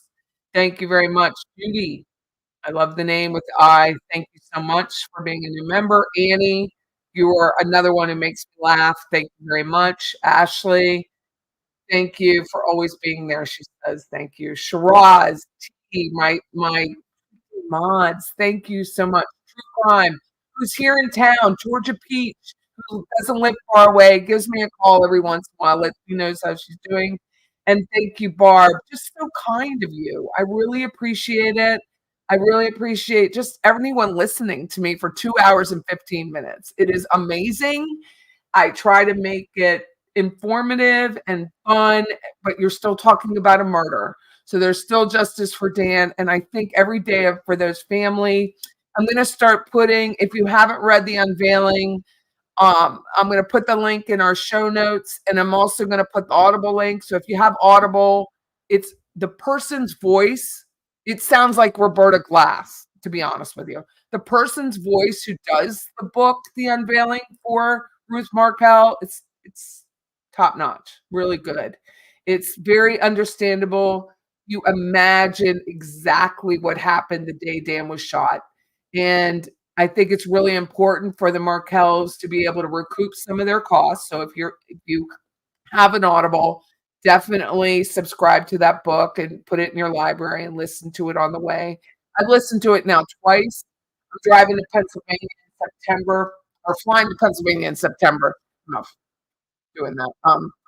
But I just think about it, and, I am gonna start putting in the notes because I do wanna give back to the Markells as much as I can, and, I was blessed enough to meet her in person and have her book signed. I have 2 more books of hers that I'm gonna take with me to the trial and ask the old books, like the '80s where she wrote. I'm gonna ask her to sign those as well. So, thank you all for watching. 2 hours and 15 minutes of just me talking. It's amazing. Thank you all very much. Have a great Sunday. Have a great week, and I'll probably see you Tuesday. Thank you again.